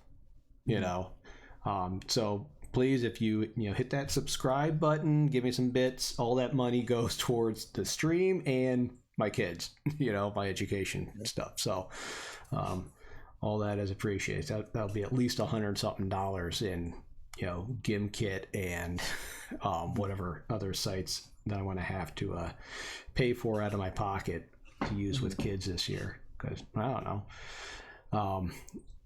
Some of them I know I'm not getting that I'll have to pay for, but the friend who's I'm pretty sure is watching, she's doing the earth science regents and stuff like that, and a lot of the labs we were talking about, like, they're enabled virtually now, just to be able to get kids lab hours and to get them at least interacting in some capacity with more than just you can't. Not only hands-on, but what are you going to clean every little thing after they touch it? And it's like, that's one of those things. You have double the things, do you have double the whatever, your rocks or whatever? I'm going to have a vat of just 90% ethanol, and I can just dunk the rocks in it. Because I'm teaching earth science lab this year myself, probably. Nice. And that's what, I encouraged my principal. I'm like, look, we need to have a department meeting to talk about these things. He's like, you think so? I'm like, yes. I'm like, am I actually allowed to do labs? I mean, some districts are just like, no, there's no materials at all. None. I'm like, well, what if I'm like, I have gloves. What if I give kids gloves? Put them on, they do it, they take them off, and they do the lab write-up. I mean, it's not out of the question, And we're doing block. Are you guys doing block schedule, or are you doing regular schedule? We always had block. Oh, you always have blocks. So Okay. we always had 80-minute block, so All right. that'll stay. But I think labs are a little bit different just because the kids can't Hmm. come in on certain days. Right. I think they're moving labs possibly to like the same sort of day as they're going to be there anyway. So I think it's just going to like be Okay. an extended class, just Ooh. tack that 40 minutes. So they'll be there for, 80 and 40, be there 120 minutes, probably Thank something you like for that. the tier 3 subscription, claim to fame entertainment. Awesome. Nice. That is Awesome. appreciated greatly. You've always supported our school, and I always try to support you as well the best way we can. So it actually worked. Sometimes it does.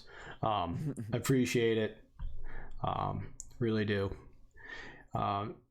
And this is it's a good conversation. I don't want it like this to be like just a bitch and moan session for me and Bob, but it is I useful. think it's bringing value to some people, or at least understanding for what we do Yeah. on a regular So basis.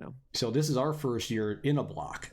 The interesting thing is when I first started teaching like 18 years ago, the principal at the time, Karen Urbanski, she was interested in maybe moving the district to block. And so, I had done a whole bunch of research as far as my graduate studies into block scheduling and the benefits. It was the rage in like the 90s, Yeah.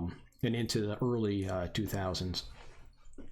And so now, 18 years later, forced into block scheduling, which I kind of like. When you say block, are they 90-minute? They're 90-minute blocks. Yep, double Okay. periods. Yep. Okay.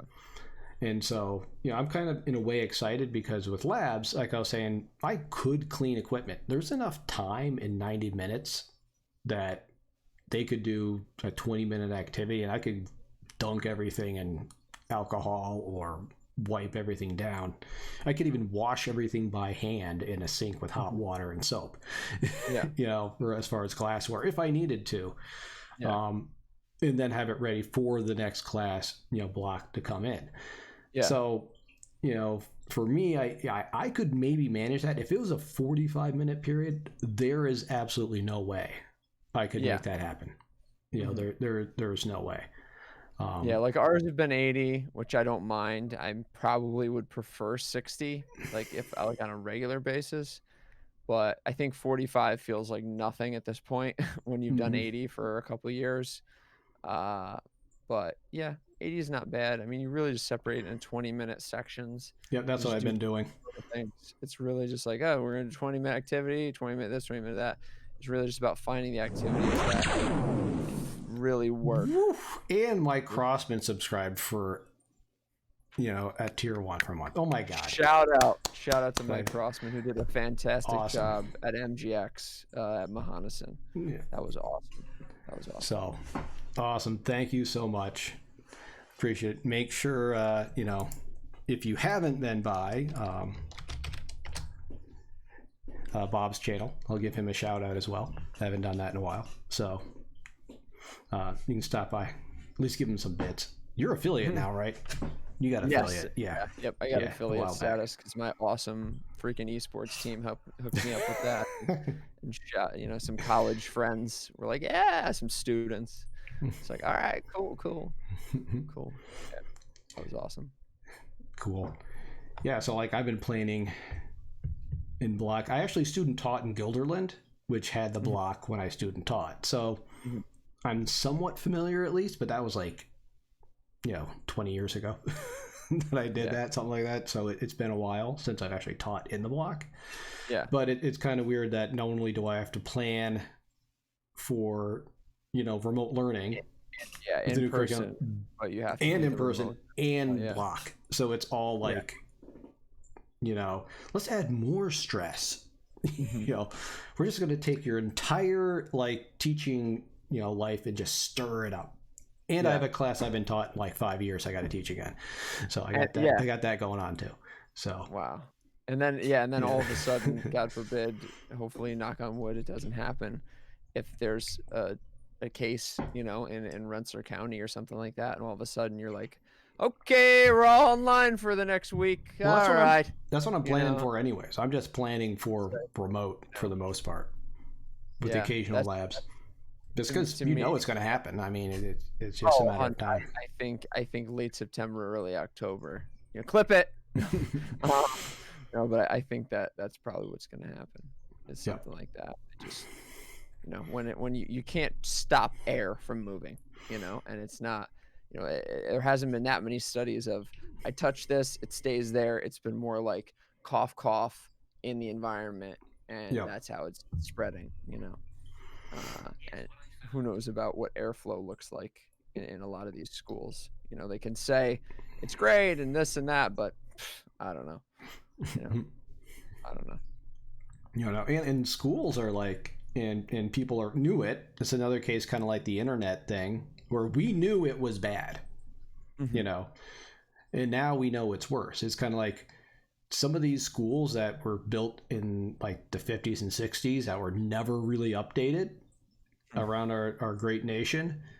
And now, it's like, oh, okay, this classroom that was built for 24 kids is holding 35, and you can't open the windows anymore because they've been painted shut, or there's no ventilation. You're kind of hitting this wall where it's like, yeah, we knew this was a problem for a while, and guess what? Nothing was done about it then, and now it's like, oops. And the suggestion is we should teach more classes outside. Yeah. Teach more classes outside until November happens, because we live in the Northeast. Yeah, so it's kind of like, It's like it annoys me when it's going to happen. Piss poor planning is piss poor performance, kind of thing. It's like, well, that's the thing is, like we as a society, like how many professional administrators prepared for this? Really thought it could be a thing. Like what would preparation have looked like? Oh yeah, we might have a pandemic at some point. We should probably stock up on blah blah blah, or we should make sure our rooms can blah blah blah. Very interesting. Yeah, very interesting. Yeah, but but the infrastructure piece of schools, like I said, has always been there. That's always been a concern. From collapsing ceilings to bad internet. Oh yeah. It's. I mean, is a new superintendent going to come in and say, let's prepare for what could be a pandemic? Is that a conversation that you're going to hear in 2016, 17, 18, 19? Nope. Nope. You're going to be like, let's prepare for an active shooter. That's yeah, exactly right. Exactly right. Let's prepare for an active shooter. Let's not, it's a pandemic. Yes. Like statistically now, that's the third leading cause of death in the United States this year. So, that's important to be aware of. Speaking of like active shooter drills, so like I know we've been instructed to just talk about our plans, but not actually do them. As far as our active shooter drills, I'm still not sure how they're going to pull off a fire drill. That's what I keep thinking. They say we're going to do it socially distanced. I'm like, what does that mean? What does that mean? Like one person per parking space? Like what is? I mean, you know what it looks like in our school when we do a fire drill. You've done it. Yeah, it is a mob. Even with half the number of kids, it is a freaking mob, and there's always at least one or two fights. At least one, sometimes two. So that's crazy. And you all go by the pole. Like I don't. Was it you? Do you or do you go up by? I go up by the fields usually. You go by the football field. Yeah. Yep. Right? Yep. That's where I go usually. It's a mess when you go up the kind of the road and you're like, yeah, there's this blue pole and then we're going to stand here. And then there's this purple pole and there's a gold one. And then you have like sections of, I'm like, what the heck? It's crazy. But now you got to do that, except each kid's got to be 6 feet apart. So kids are going to be lined up all the way, down to Washington Ave. Yeah, down and up the hill, and you're like, kids lined up all the way to Handy Andy's. There'll be social distancing around the track in different lanes and stuff. What the heck? So I'm not sure how that's going to work, but a lot of. It's like it sounds good on paper. No, it doesn't even sound good on paper. Yeah. We know there's a problem.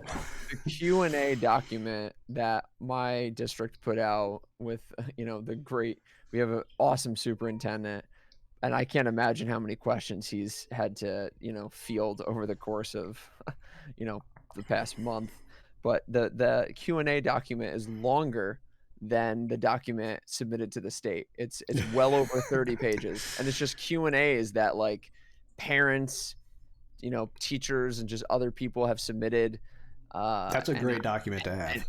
and they've answered a lot of the questions. A lot of the questions that I Yep. had, and I'm a questions guy, are answered. Every answer is not there because they don't have it, and Hmm. answers change every other day possibly. Yep. But I think we'll be as ready as we're gonna be going into the school year, and it puts my mind at ease for the most part. But it's still like it'll still be a crazy environment. Yep. Now, are your just to compare plans and stuff, or what we have or don't have? Your kids are wearing masks like required throughout the building, you know, all day except for like With eating and mass breaks and eating yeah, is really what we yeah. have, and that's really like teacher dependent, more or less. It's not like they're not going to take them off for the full class period, Hmm. uh, but they, as long as they're Whenever social. you have your break, you can decide as a teacher to have your mask break, basically. Yeah, Yeah. yeah, yeah, They're yeah. going to come over the PA and be like, okay, everybody, this is your mask break. That'd be like prison. Well, that's the thing. You know, Like take we them have off now. You have 10 seconds. yeah. It's like like a prison in a futuristic movie. It's but we have lanes apparently. Like we're gonna walk single file in lanes down the hallways. Dead man So walking. that's gonna be very interesting as well. Especially when like kids just cannot keep their hands off each other. They just Hmm. love touching each other because you get these boyfriends and girlfriends that can't do it at their houses, and they're gonna try to be near each other. Nope. And that's the thing is like, are we getting paid bonus to be the social distancing police? Because Yep. it's what we're going to be doing. I mean, that's what we're gonna. You have to say social distance. Well, I don't have it. How do you know? Like, what are you talking about? Well, it's not real. No, it is real. Well, my mom said, I don't care. Yep. It's like, what? Like, what is happening right now? Like, that's like, I can't tell you how many people I'm going to say. I don't want to say your parents are stupid, but they're not being informed the correct scientific way. They're not Yep. being informed as much as they could be, and they're wrong. All right. Like how do you say that in a nice way? Yeah. So, health, expert as you are, as well as in class we talked about the masks. Is your school allowing like just masks, or will kids be able to wear like a bandana or face shield? I mean, what do you know? What kind of? That's a good question. I So if you saw the study that Duke University just came out with a couple days ago about the Gators Yeah. and how they're actually worse than if Yeah. you don't wear anything. I double layer my gator. They didn't Which test that. exactly, which is crazy. Like, well, I have 3 of them on. What? Like I bought a mask in May that is actually shipping. I'm getting it in like a week. And it's like really nice because it's, my Mm-hmm. ear apparently I have a giant face that just my ears fall off when I wear masks and it hurts. I hate it. So it's like a nice mask, got a tie in the back and everything, but it has like the vents in the front. And I'm like, are you serious? And then I read a study. Well, the vents are, they're helping you, but they're not helping other people. I'm like, Right. well, so then you got to like tape up the vents, and then I'm still going to have people saying, well, why are you wearing it? And it's like, so to me, I don't know how they're going to micromanage what every kid wears, but I They think already what'll happen. do. They can't wear hats. They can't have Yeah, their hoods up. They can't wear spaghetti straps. I mean, come on. They already micromanage what kids wear. I think it'll Shorty be, shorts. yeah, clothes. I think it'll be the disposable masks. I think we'll have so many disposable masks that students, if they're wearing a gaiter or they're wearing, they don't have something or a strap broke in the back or something, they'll just Yep. be like, here's a disposable mask. Here you go. Take it, whatever. Yep. But then you get kids that'll rely on that. And I think that's, I don't know, that's a lot of money in disposable masks. And then we're Well, also basically saying to parents, like, we're assuming you're checking your child's temperature every morning before they step on the bus. That's a bit aggressive, in my opinion, to have that be the case, that's a big assumption. That's a big assumption. I mean, We I assume that know parents aren't, so we're taking everyone's temperature. it's like that, and that's the thing is we have about 6 to 700 students in our high school, and we have about 100 teachers. So that's a lot. That's gonna be at least 300, at least probably students in Hmm. the building every day, which, isn't that much, but it's still like it's a lot of moving parts. But Yep. Oh yeah. it's gonna be a challenge. It's gonna be a challenge.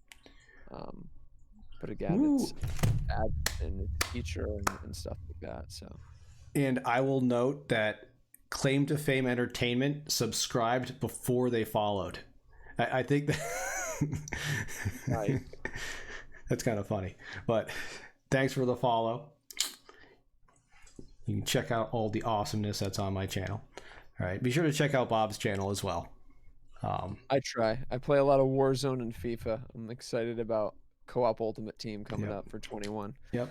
I've been doing StarCraft 2 on moved it to Monday nights. So I got some friends that play StarCraft 2 a lot.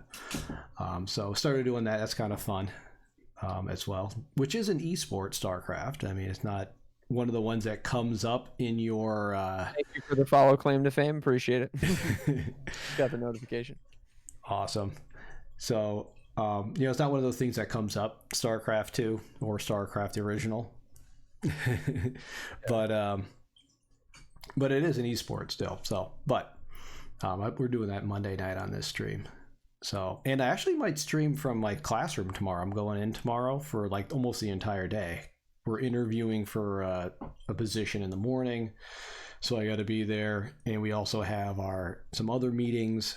I don't have to be there. I could be at home doing it virtually, but I got to go in and check in on stuff for the class I'm teaching that I haven't taught in 5 years on the materials. So, but I might stream while I'm in there because I like to stream science stuff from the science room. So Authentic. It's really yes, authentic. yep. So I'm thinking I might do that because I should have some time between meetings, probably around lunch, to do that. Because I was streaming every Friday afternoon from my classroom, which was fun.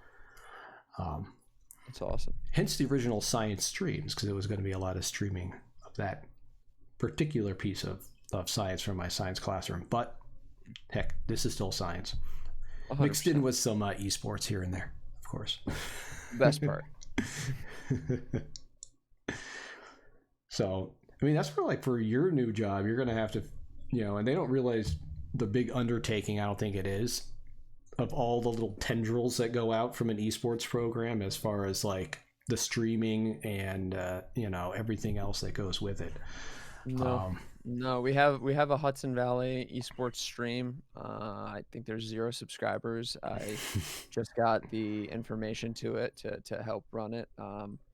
But I'll be hosting a lot of my students on that stream. I'm hoping to get a lot of people helping out, but again, it's it's going to be a lot of, like you said, getting those captains, getting those people involved that want to be involved, that are positive and I can trust.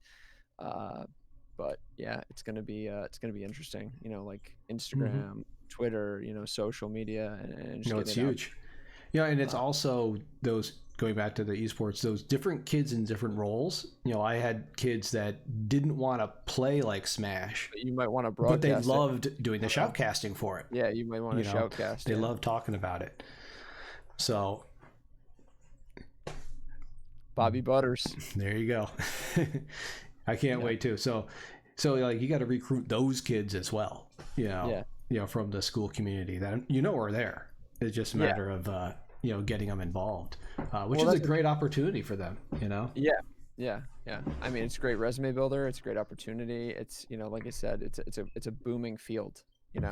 Like to me, like my goal as not only as the Hudson Valley coach, but as the Mohan coach was just basically like, I want there to be 10 schools in the area that have esports teams within the next 12 months.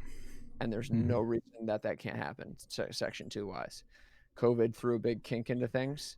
But really, I mean, last year was my first full year as an esports coach, and it was kind of like, let's show people what it can be. But considering, I mean, we never had it, we got equipment at the end that the school provided, which was amazing.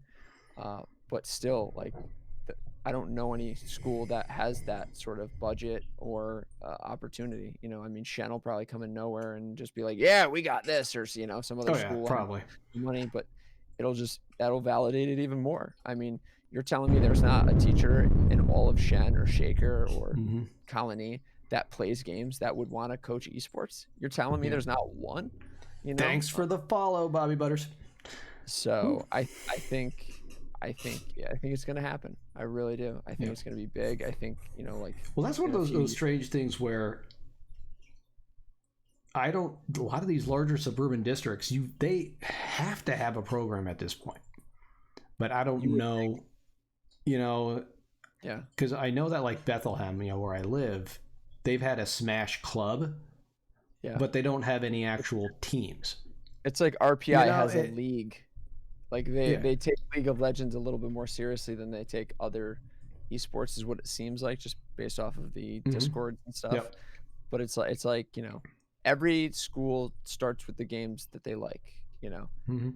But it just seems surprising those or whatever. But those big schools in an area don't have, that I know of, programs, because I would think I would know about them, or you would know about them, and they would reach out to us, but of course no one tells me anything sometimes. But well, that's the thing. I mean, we're an A school, like, why wouldn't, like, you're a C school, like B is down would have contacted one of us. I feel like like, I know there nobody is in play versus. I know that because Laura would have said it.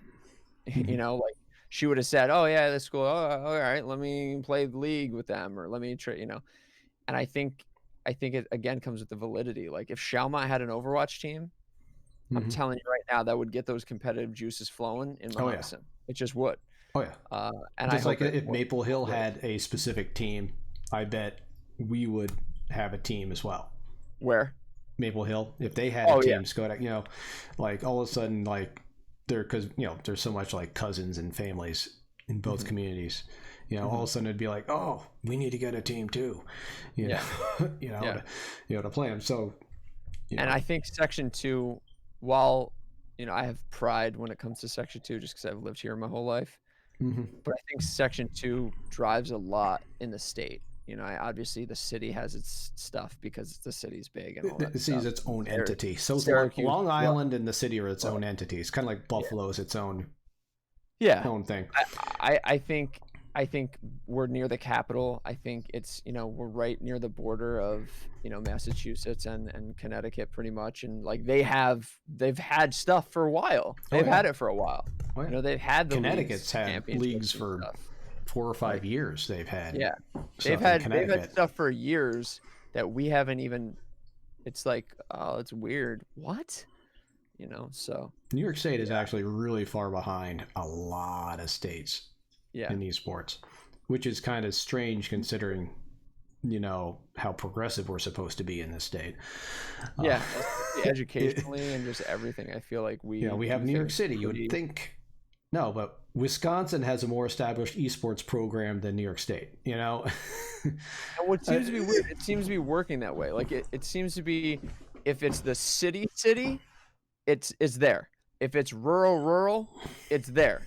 But it's that weird, like, suburban stuff where it's not really that, like you see like Bay Shore in New York City. You see those schools in the city where it's like, well, yeah, I mean, we got a ton of kids that have nothing to do. Let's try it. And then you got the kids in the rural, like out in the middle of nowhere where it's like, yeah, why not? We got nothing else to do. Let's try it, And it's like, it's this environment where it's like hard to get it going because we don't have extra kids like the big city schools. And we don't have kids, like in the rural schools, they have so little opportunities in terms of, they have like one varsity soccer team. There's no modified, there's no JV, there's nothing else. Like there's one team. So they don't have all of those opportunities for the kids. So they're like, oh, let's try something new. Let's get these kids involved, let's get them.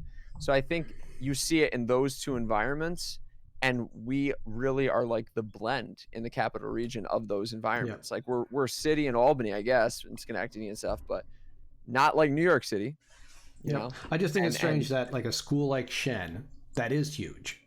You yeah. know, there But isn't like there you said, isn't a teacher it's or a got like the student, smash. It's right? got the smash stuff, or it's got its little niche.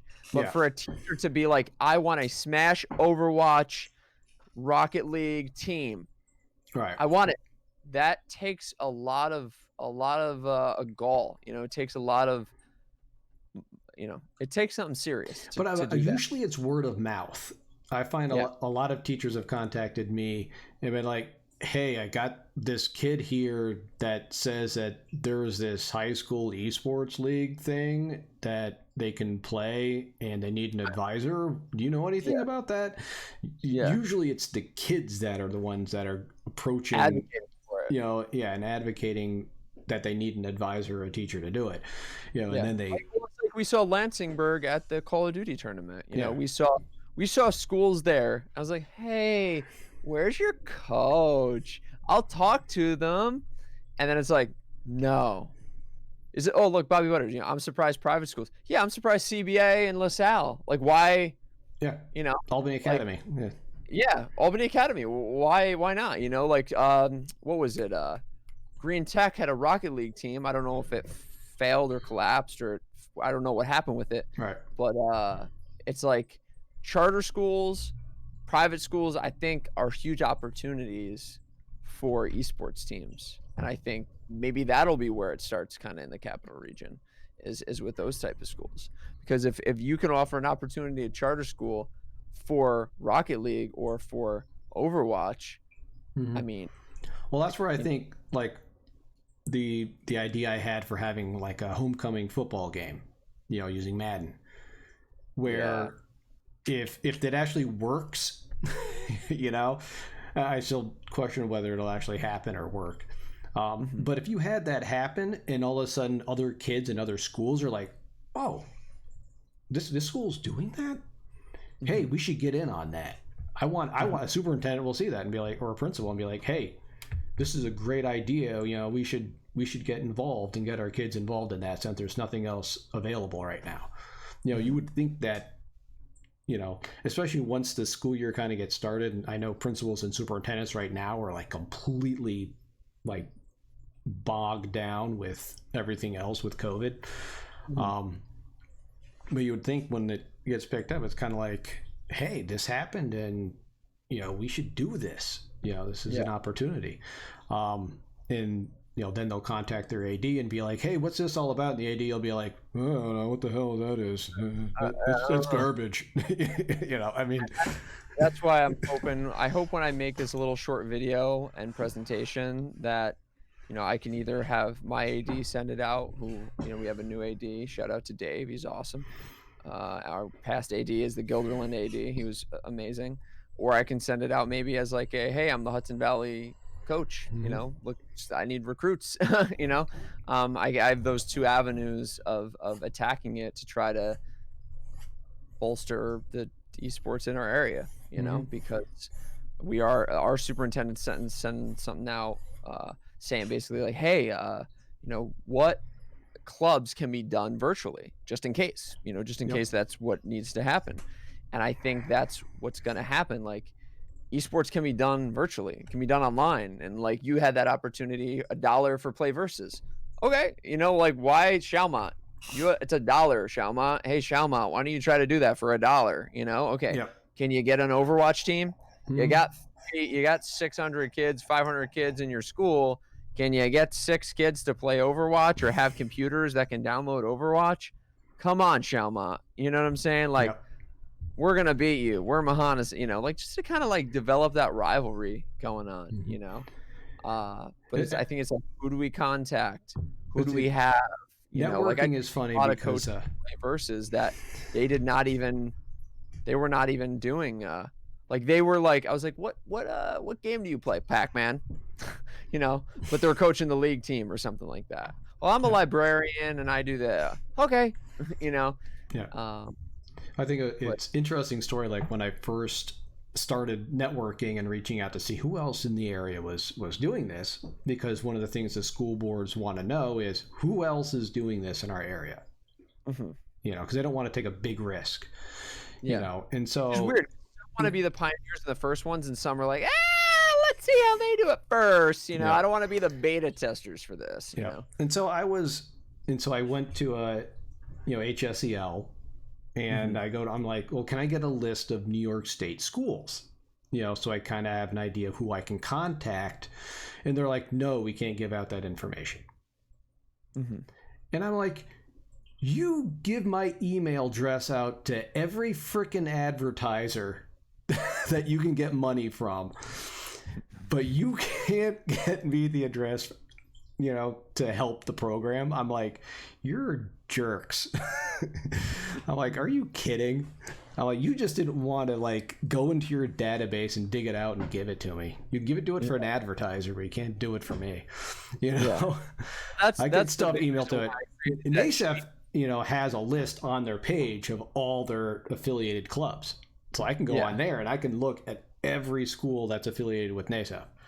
yeah, And so, but most places, like most colleges that I've been contacted by, when St. Rose first contacted me, um, he went to HSEL and he somehow got that, my information or that I was a club. mhm, So, there needs to be, and that's where, section 2 needs to kind of come up with this list. yeah. Even if That's why. I could just have a list of ADs, maybe, I guess, Yeah. to contact or something. Well, like that's my goal. Like that's what I want. Like that's what I did with that Google sheet where it's like, Mm-hmm. it's not the list of ADs, which I also have, thank God, because I've worked my butt Mm-hmm. off to get the list of ADs. But I also just having that opportunity to get in front of, them, and talk to them. And maybe there is a Shaker esports coach, but maybe he's never heard of us before. Like he's probably not looking up Mohan esports. He's probably not looking up Rensselaer esports. Like really, like that. I like play versus, but like that doesn't exist. Like you can't go on to play versus and see a map of the schools that are involved with play versus. You can Right. see what games are played by state and stuff like Mm-hmm. that, but like you can't see what and that's the thing with the JUCO stuff. Like I will know next week when I meet with the head of esports for JUCO, like I will know what colleges I am competing against. This, Yep. you have no idea. Like you have New York Mm-hmm. State, but nobody's local. So you can see like the league teams in New York State, you can see the whatever teams in New York State, but it's not local because that doesn't really exist. And then the contact information is like it'll show maybe a Discord, but then it won't show the number, it'll show the name, so you really can't contact that person. And then it'll also show like Mm-hmm. uh a number, but what number and then it's like only if you would get. So I don't know. I just think the contact list, and I get personal information, whatever, but I think it needs to be more widely distributed, and that's what I'm thinking. Richie Rich. So Mm-hmm. I think yeah, I think that's what it is. What it comes down to Yeah. is Well, and you know I think it's also, it exists for soccer, it exists for wrestling, it exists yeah, for other sports. So somebody just yeah. needs to And I'm it's I've helping done me for my feeder. presentations as well at different conferences. Now I did one a few weeks ago for prospective coaches, across the state, and it's a lot of times when you do one for these tech ones, like at NICEGate, the New York State Technology Conference, it was mostly tech people, Yeah. And and that's the thing is they're sport not the coaches can ones that be are necessarily the going to be the technical. coaches. It's No, the teachers it's the teachers who that are have going to do coached it. other things possibly, Right. It should be, you should have it there. That's great. As far as the tech side of it, the IT people should be familiar with it and the vendors and all that crap. Yeah. But there's very little talked about it at the athletic side, which is, Yeah. Not here or there, but it's not really being discussed. Where else is it being discussed? Is it at the, National School Boards Association meetings, or the State School Board Association meetings, or the superintendent meetings, or the principals meetings? I mean, is it being talked about at, those venues as well? Because even just like that informational thing that you're making up, if that could be shared with those groups as well, it's, giving them something to think about at least, because I know they've all heard of esports at this point, but it's one of those things in the back of their mind, especially right now, whether or not, they're dealing with a lot more than that. But it's which population do we need to? We have to basically cover all of them to get that information out. Yeah. What's crazy is like that's what I'm thinking is I'm like trying to think of who I should really direct the video towards, like the informational part of it, and like kind of like because I want to tell the story of like, hey, this is what it was like. These were my kids, and my thing is, I want to, and I'm thinking about even like permission wise, like I have pictures from what our esports team is, but I don't know if I can show that because it's Mahonison students. You know what I'm saying? Like I don't know if I can show those type of pictures because it was from the gaming. The Insomniacs, Call of Duty tournament. Can I even show those pictures? I can, right. If it's in front of some ADs, I can show them the pictures because, right. They're not taking pictures. I'm not sharing the slides. I'm just telling them what my experience was.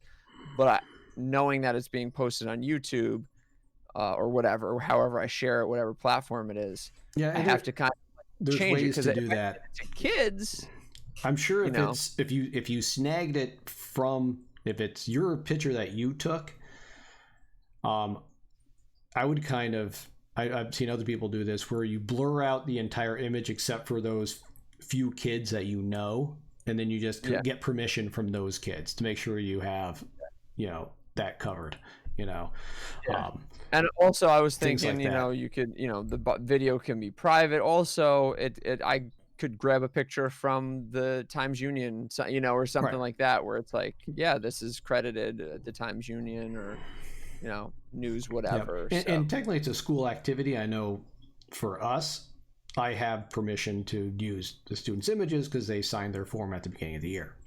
Yeah. So, I have those permissions already. Money off of it. It's an informative thing for, adults, but I could understand why, but again, if it's a private video going to ADs, I don't see why that would be an issue versus. Right. But you want to be smart about it. You got to be smart about it. No, you want to be smart about it. Deleted when it's useful information that needs to go to more people, Yep. Yeah, it'll be hopefully informative and kind of like, hey, this is my story of what I've done, and it is possible, and it's really not that hard, and you can do it too. Awesome. And it can be fun. And it can be engaging for the kids. Yep. And it is. So with that, let's finish up here because we've been streaming for like 2 hours. So that's pretty good. It's like a Joe Rogan podcast. I've got to wake up. We're having construction in our house, so the contractors will probably be here at like 7 in the morning. Nice. So I got to try to get some sleep tonight before they show up. Nice. Yeah, great conversation. Awesome. I'll be talking to you. All right. And anyone else watching, please, hop over to Bob's channel when you get a chance. I know he'd appreciate it. And we'll have you on again to chat. Awesome. Yeah. And if you ever want to do a chat on your channel, I'll definitely hop over there and chat on your channel. I'd love to do it, after we've kind of seen what we can do with Hudson Valley, recruited some players, got a few games under our belt, and seeing how we're progressing, and then hopefully we'll be like, yeah, we did something. And there's a lot of Capital Region schools that are actually having esports now. So hopefully this next conversation will have a lot of what we've accomplished and what other schools have accomplished, and maybe another one of them, another coach on, Yep. So that'd be cool. And we'll talk about the school year as well and how that's going, possibly See if into September. See if your guess is right for if we're chatting and we're both teaching remotely in early or mid September. We'll know. Yeah. So, all right. Well, it was great, everyone. Thanks for the subs, Mike, and Claim to Fame Entertainment. Appreciate it. It's wonderful. It's great to have you guys supporting, esports and the schools in the area. It's appreciated very, very much. And thank you for everyone else that followed tonight. I want to see if I can find someone to raid. I have no clue who is on tonight. That some nights are quieter than others. Maybe I need to follow more people. Because there's like no one doing this tonight. Like the Harry Horror Show. This is one I followed recently. So we'll have to see that, and we will check out this channel. So I haven't watched them much, but I followed them the other day, so it must be pretty good. So, all right, everyone, have a good night, and we'll see you.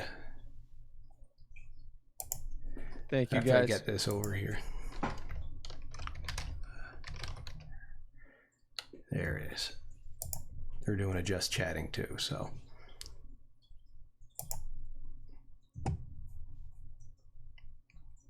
Woohoo. So, good times. Good times.